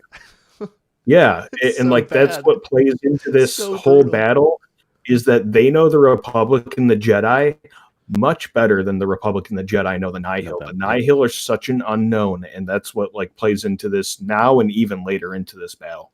Yeah. And all this stuff that we're getting to, like the tactics that they're using, I think Act 3 is my favorite of the acts. Like Act 1, I actually really like the suspense building that happens and kind of its almost slower moving pace. Act 2 is very chaotic because there's so much jumping back and forth. This Act 3 is just like, we're gonna wrap this story up now, everyone. You think that this is gonna go like the way that the Jedi and the Republic are gonna like take them out or whatever? No, Nihil are gonna mess things up for them. And like the way it happens is just like, as I mentioned before, like this book is dark at times. This is one of those very dark moments. Very. Yeah. Yeah. And this is where the Nihil really become a force to be reckoned with in the galaxy. You know, prior to this, they're just kind of in the background pillaging. You know, now Marchion Ro has put them in the spotlight. At least for this particular moment in time. And then we'll, in a little bit, we'll get into, what the future might hold for the Nihil. So let's just continue on this space battle, and then maybe we'll jump to Elphrona after. So, as the Nihil are starting to kind of wreck the Republic ships using their own dirty tactics, Marchion Ro actually finally contacts Kosiv and his fleet. And he says, and Kosiv is already kind of like weird. He thinks that Marchion set him up. And Marchion essentially confirms that he set him up. He uploads these paths, and this is really interesting. He uploads paths to the path engines on the Nihil ships, and basically teleports them around this confined area.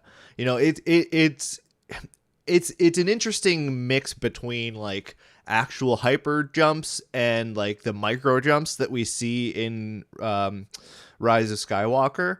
From Poe. That's kind of what I thought about these. These are kind of like micro jumps, right? But it's almost like they're teleporting in very short distances, relatively, in this confined battle area.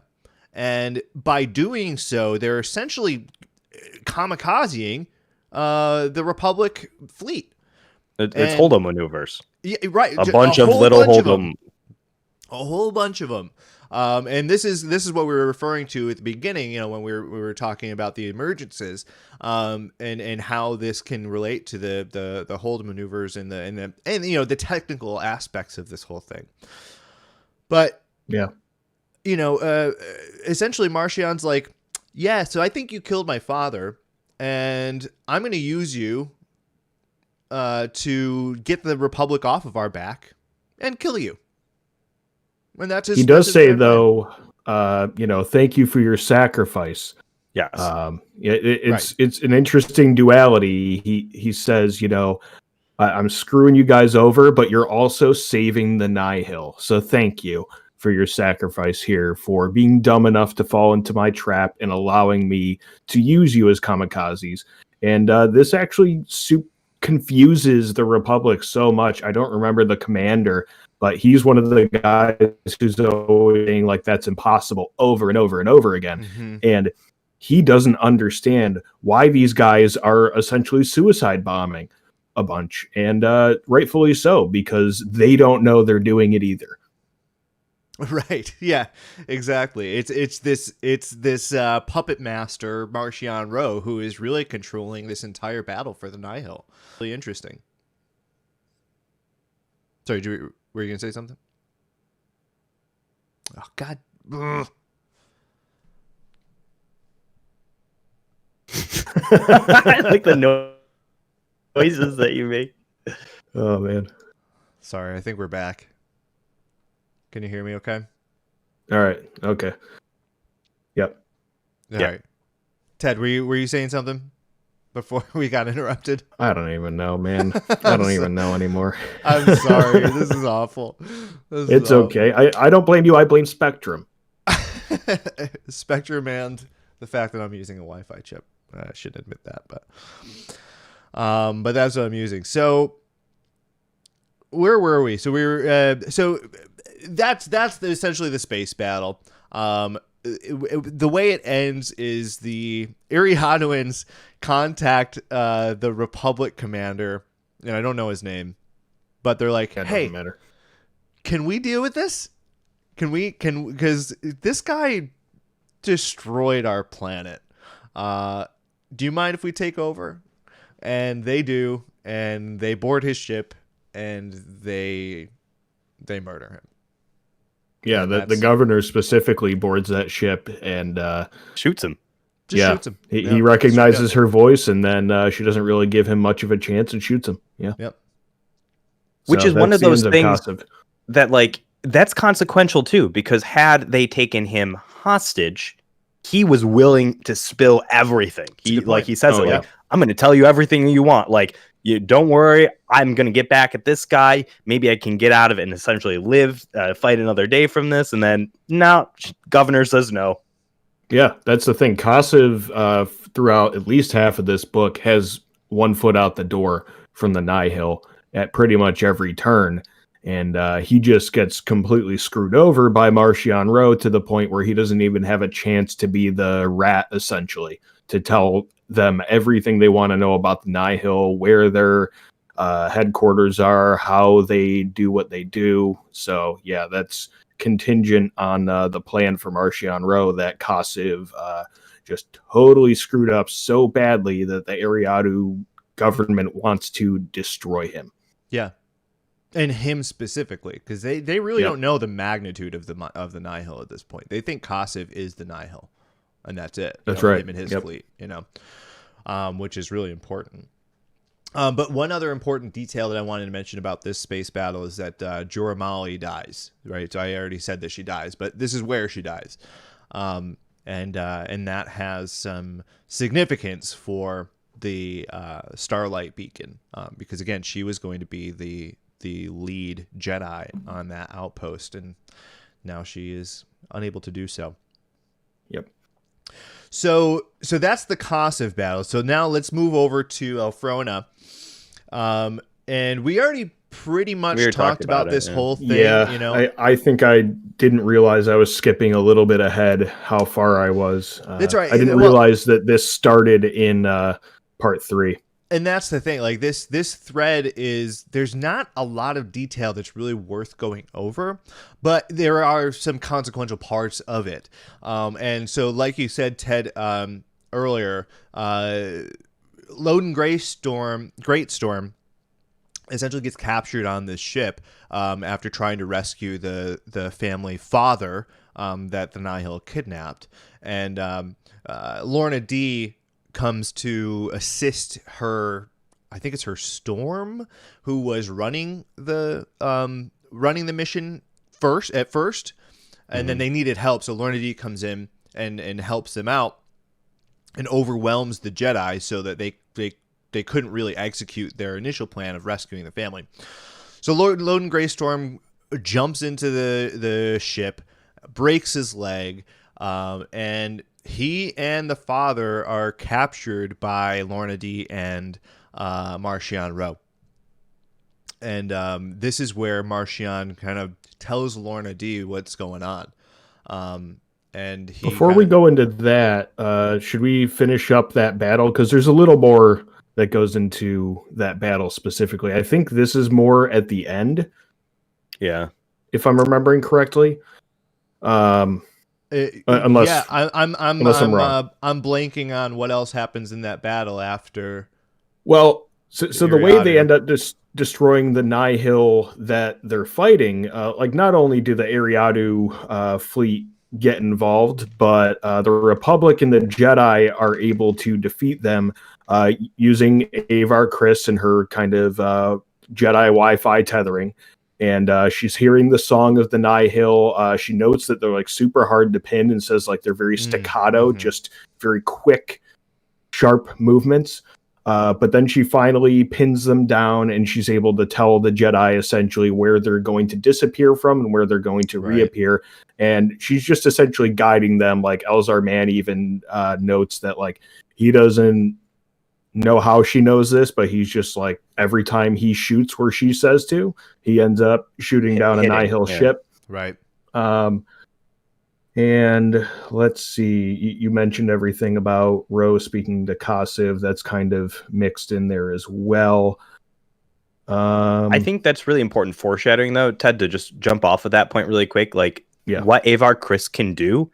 Okay, so we're seeing that she has the same kind of almost ability to predict where these anomalies are going to occur, because that's what's happening. The drive, the path drive is engaging, and all of a sudden they appear in another place. So this is speculation, but I'm going to assume that these paths, hyperspace, is all connected to the Force.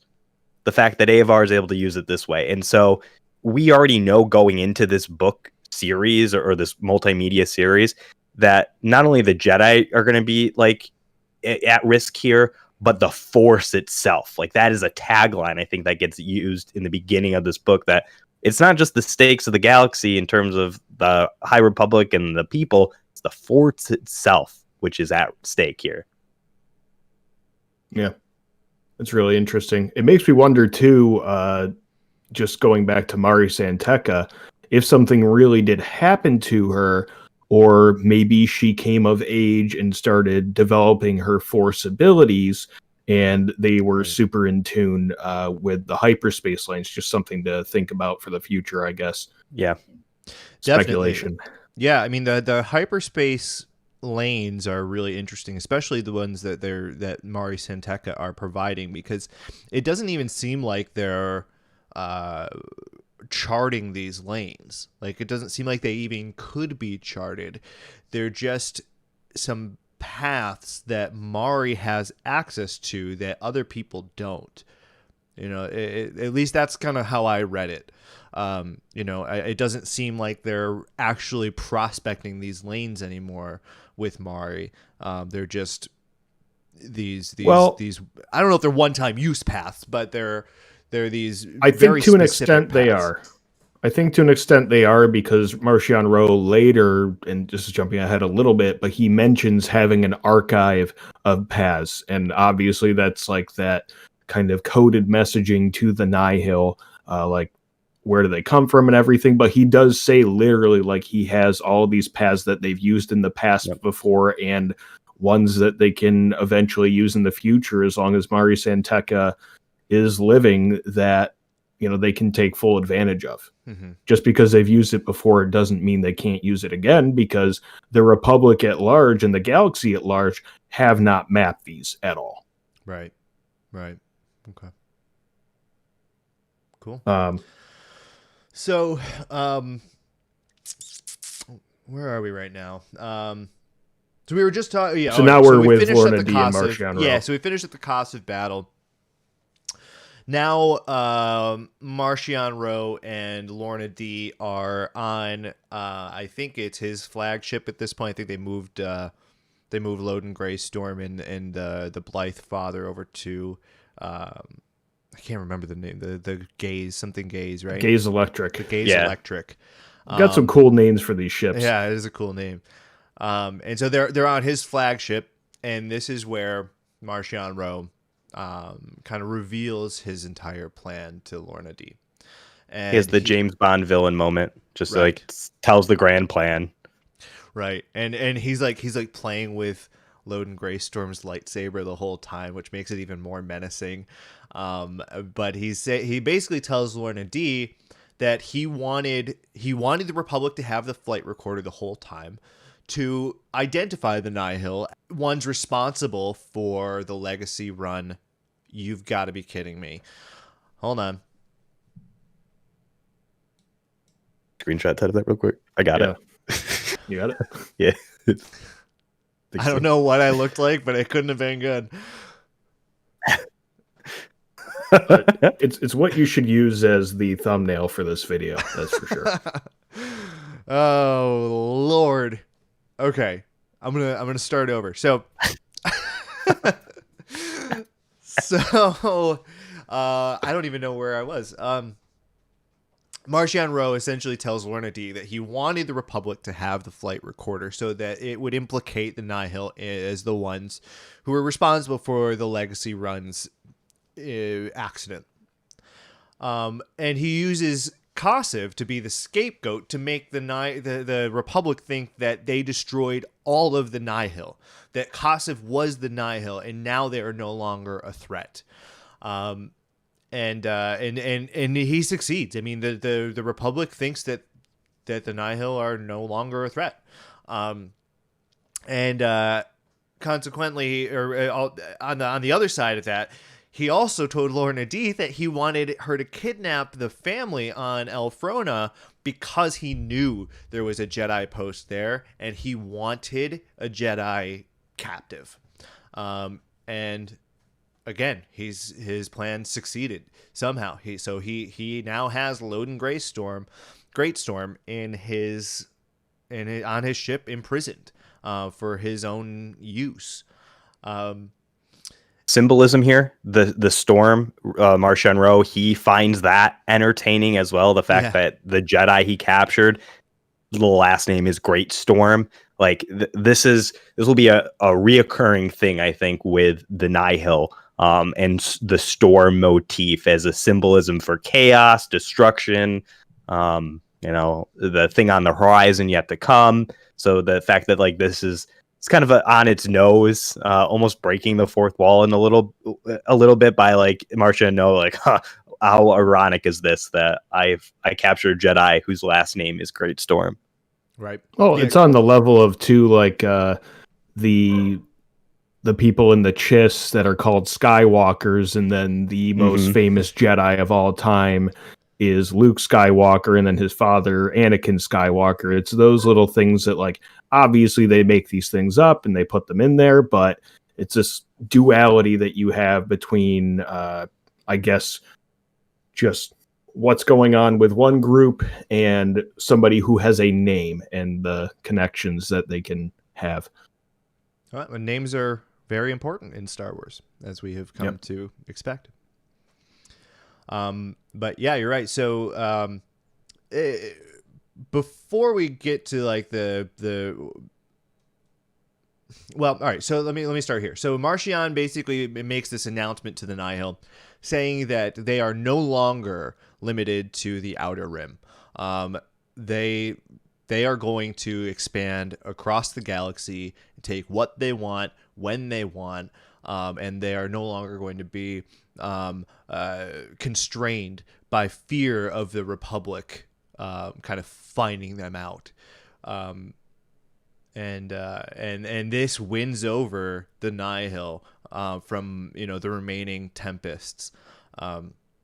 And so at this point, the Nihil structure has completely changed. It is no longer the 3 Tempest runners and the Eye. It is the Eye as the leader of the Nihil. He has really changed the dynamic of the Nihil, and seemingly without much pushback, outside of Kassav, who is now dead, and so everybody's kind of on board with the new Nihil. Well, go ahead. Oh, sorry. To expand on that even more, he uses some of the footage of Kassav versus the Republic as propaganda, and uses that like, well, he sacrificed himself for us, he saved the Nihil, and this is all while he's wearing this like extravagant fur coat that's got like some wear and tear on it, and also his new mask, which resembles more of a crown more than anything, really like symbolizing that he's the leader. And the other thing, just to touch on really quickly with Lorna D, he tells her too, like, because she asks, why did you do all this? Why did you send me there? Why did you allow me to fail? He says basically so he can have her wrapped around his finger. So she needs him more than he needs her. And he has like a loyal lapdog essentially, because he wanted to kind of plant the seed in the minds of her own Tempest that maybe we should look for new leadership. So as long as he protects her, she can remain the Tempest runner for her Tempest. So he's just got all these machinations going on and everything fitting into place perfectly.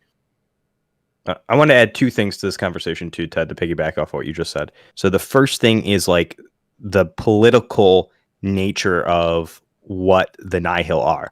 So now they're given a political cause that is the antithesis of the High Republic. So the Republic's thing is we are all the Republic. We're going to have these rules. We're going to do these things to make us all be together. The Nihil is like this radical independence. We are a collective, and we're going to oppose this force that's trying to restrict your freedoms, that's trying to go against your individual independence of this greater thing that we are a part of, the Storm. Sound like any groups in real life? He's the Eye, and I think this analogy, again, the symbolism of the Storm, makes a lot of sense because he's actually at the center of this thing, the Eye of the Storm. A storm is just a collection of smaller pieces and parts that's very chaotic. So it gives you this, like, now we have an actual enemy to the Republic. The Nihil are the antithesis of what Lina So wants with this new era that we're being introduced to.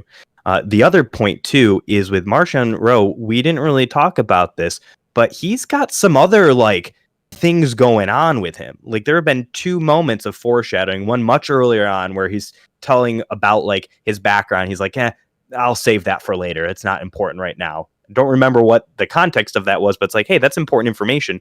And then he has that blade, too. And the blade has significant importance for something. Like some kind of rod or staff. Yeah. I think, right? Yeah, something like some kind of weapon. But the point that kind of ties back to this like overarching thing too is now the opposition to the Jedi. Well, the way he's able to control Loden is with fear and pain, which is kind of like foreshadowing of like, how does Palpatine kind of cover up all of the things that he's doing with the dark side of the Force? With fear and pain. So a little bit of speculation here. I think Marchion Ro, he might not be a Sith, but I feel like there's some Sith play behind the scenes here in some way that's going to be introduced at some point in time. Maybe Sith. Either that, or just kind of laying the groundwork for what the Sith eventually do. Maybe they cross paths at some point.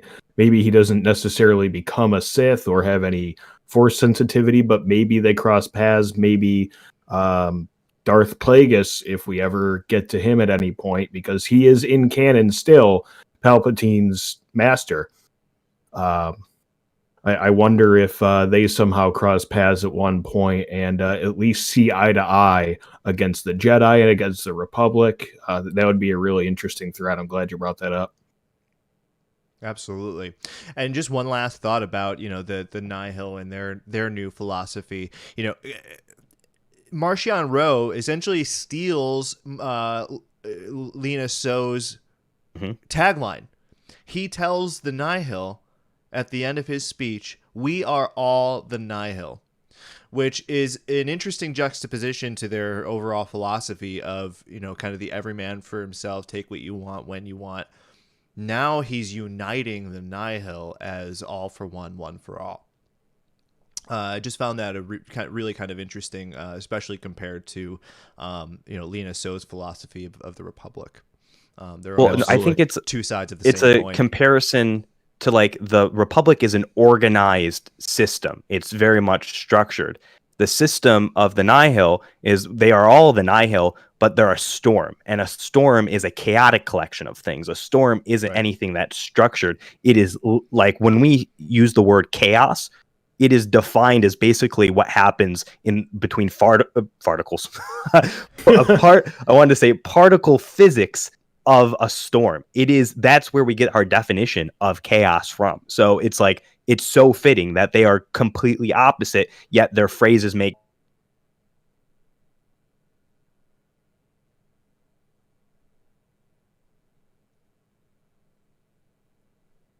rules and the sense of justice and what it means to follow through these things completely absent in the chaos of the storm.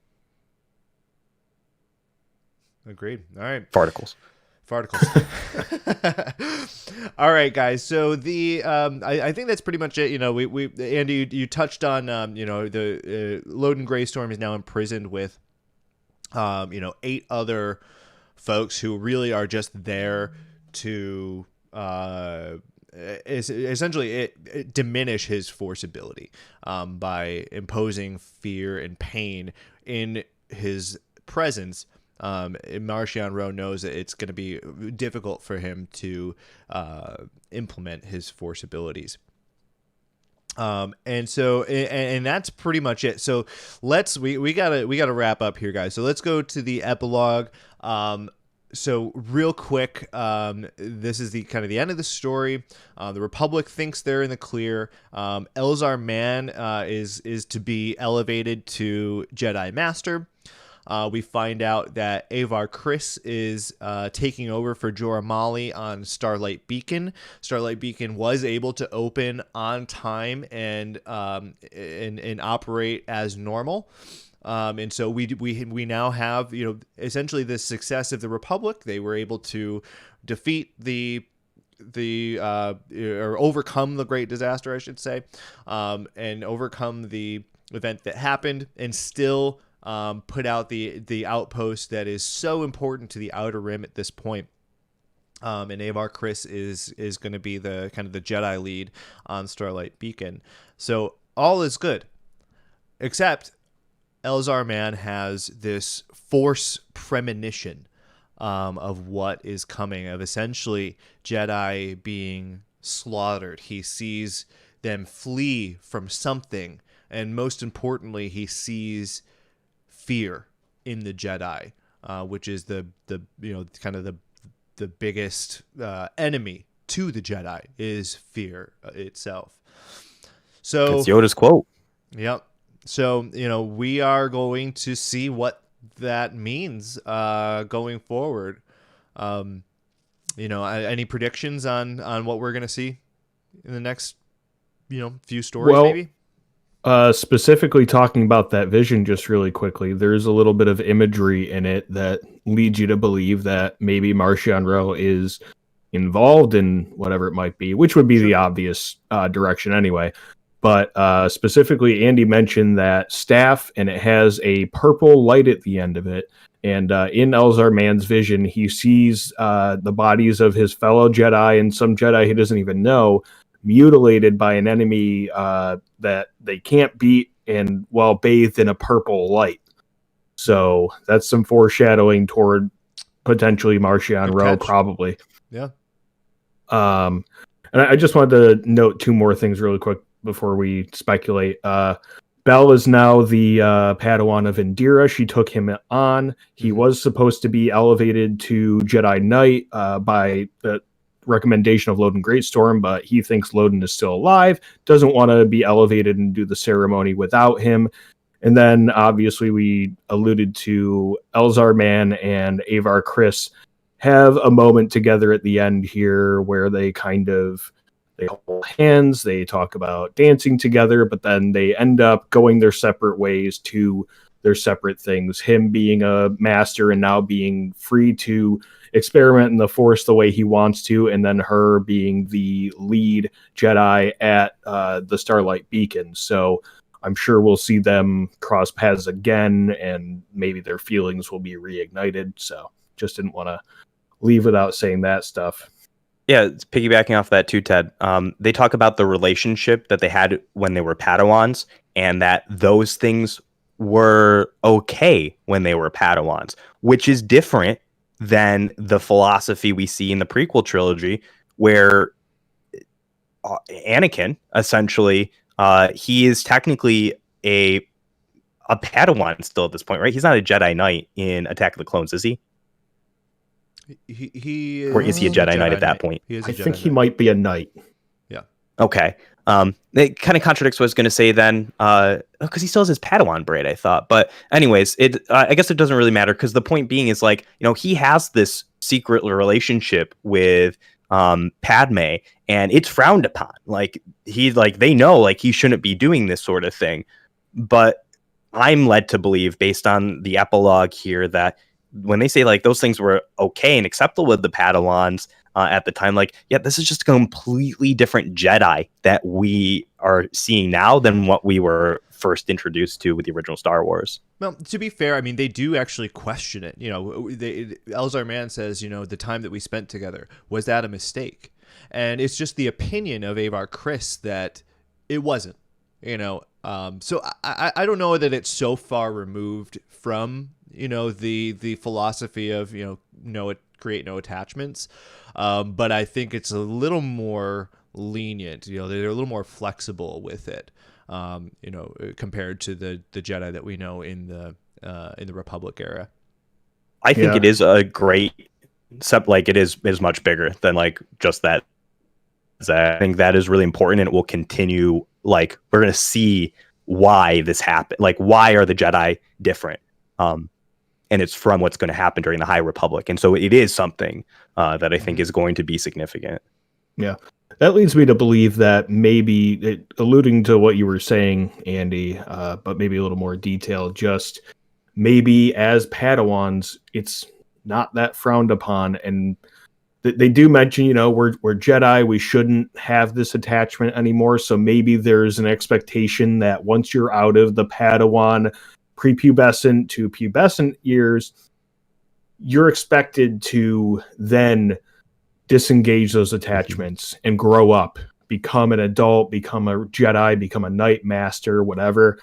Maybe they were, like, lenient as far as, like, letting people work through that stuff, rather than in the prequel era, just strictly no, you can't even look at Padme. Don't look at her. I think you're right. Yeah. But speculation. You wanted to speculate, right? Well, yeah. I mean, let's. So where do we go from here? Yeah, let's wrap up on some final thoughts on this book, and where do we think we're going next? Anybody want to jump in? Well, I've already cheated a little bit because I started reading Into the Dark. Okay. But not much has happened. It kind of, like, it starts off within the timeline of Light of the Jedi, so you're not really learning any new information of what's happening. But I definitely foresee things getting worse.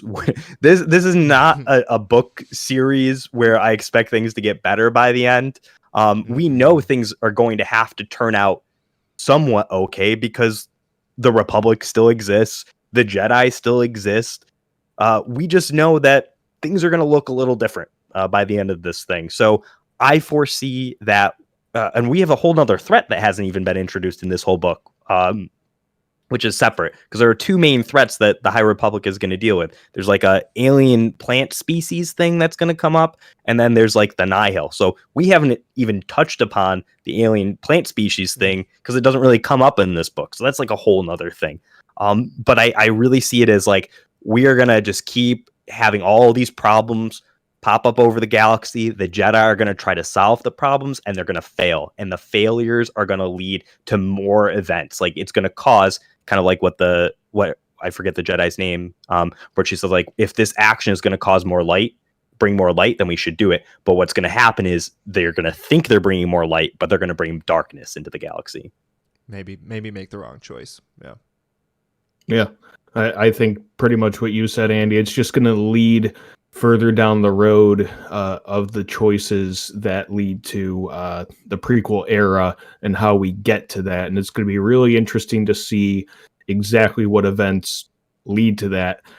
I don't know if I can speculate for sure. I definitely think Marchion Ro is going to be the overarching villain with the Nihil, even if there are books where he's not the specific villain. I think very much like Sidious, he will be the overarching villain, kind of pulling the strings along the way, and end up being the big bad in the end of it.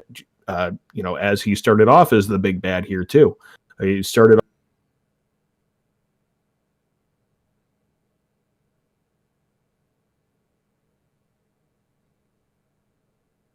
but like Jedi to where they end up, and maybe this will also lead to some more context to what Luke is thinking when he's on Ahch-To and talking about how the prequel era Jedi were so wrong in a lot of the things they do, and maybe some of the practices that we haven't seen, but maybe in comics and other material that he adopted or translated in a different way for his new order at the time. Because we don't get a ton of time with that. That really what we get is the movie flashbacks, the storytelling from Luke about it, and the storytelling from Kylo Ren, and then the Kylo Ren comics, the Rise of Kylo Ren.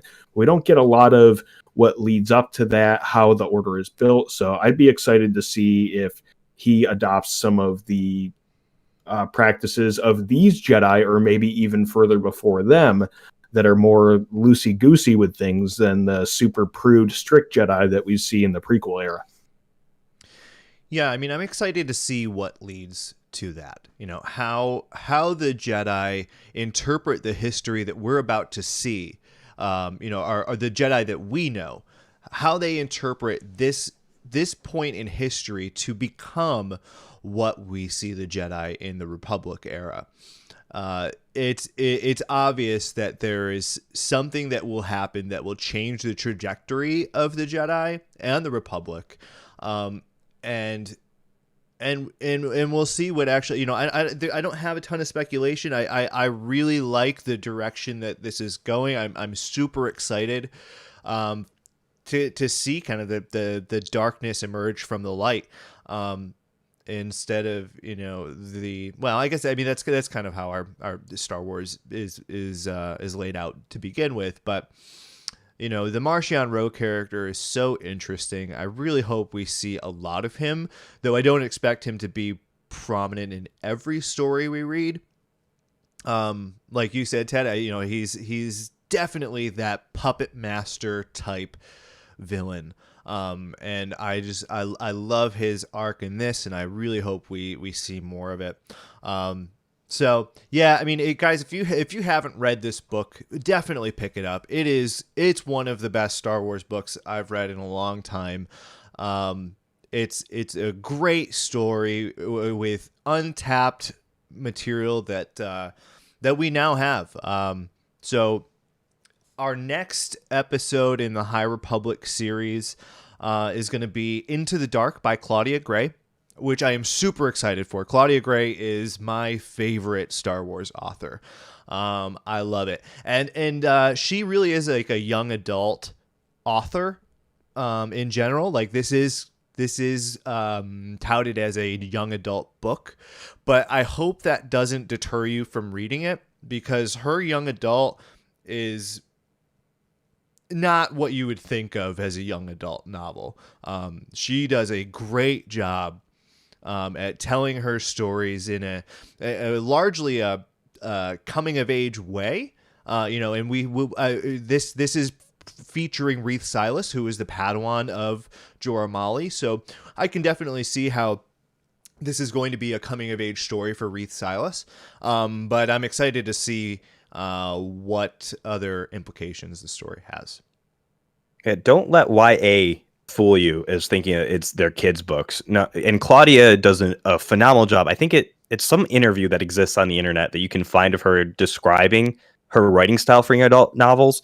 It is not intended to just be like a kid's book. It is, you're going to see a story of a character going through a life-changing moment. And those life-changing moments are usually when we're like preteens, teenagers, young adults. When something really bad or really good happens to you to like send you off on your pathway in life, to like kind of discover who you are. So what she does phenomenally is she tells that coming of age story within the greater context of the Star Wars galaxy. And she ties things together and puts pieces in that you don't expect there to make sense with this story, yet she does it. Her books are always phenomenal, and I can't wait to finish this one.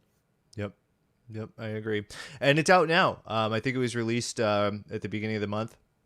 So you can pick it up on either on audiobook, which I highly recommend. Obviously, if you're a reader, continue reading. It's better for your brain. But the audiobooks are phenomenally produced. So it's really engaging. So pick it up and join us for our next episode. Anything else before we get out of here, guys? Let's do it. All right. Well, thank you, Andy and Ted, for joining me today. And thank you all for watching and or listening, however you consume this episode. I hope you enjoyed it, and I hope you join us next time. Please follow the podcast on Twitter for updates. Follow us at Sacred Jedi Text. It's singular, no S at the end. You can follow Andy at Darth Buckman on Twitch. You can also check out our the Franchise Flicks podcast, which is hosted by Ted, where he is joined by Andy and I to break down movie franchises in their entirety. We have a blast doing it. You can find us on YouTube and Twitter at Franchise Flicks. And that's it, guys. We are all the Republic, and may the Force be with you. We are all the Nihil. Screw the Republic. Thanks, everybody.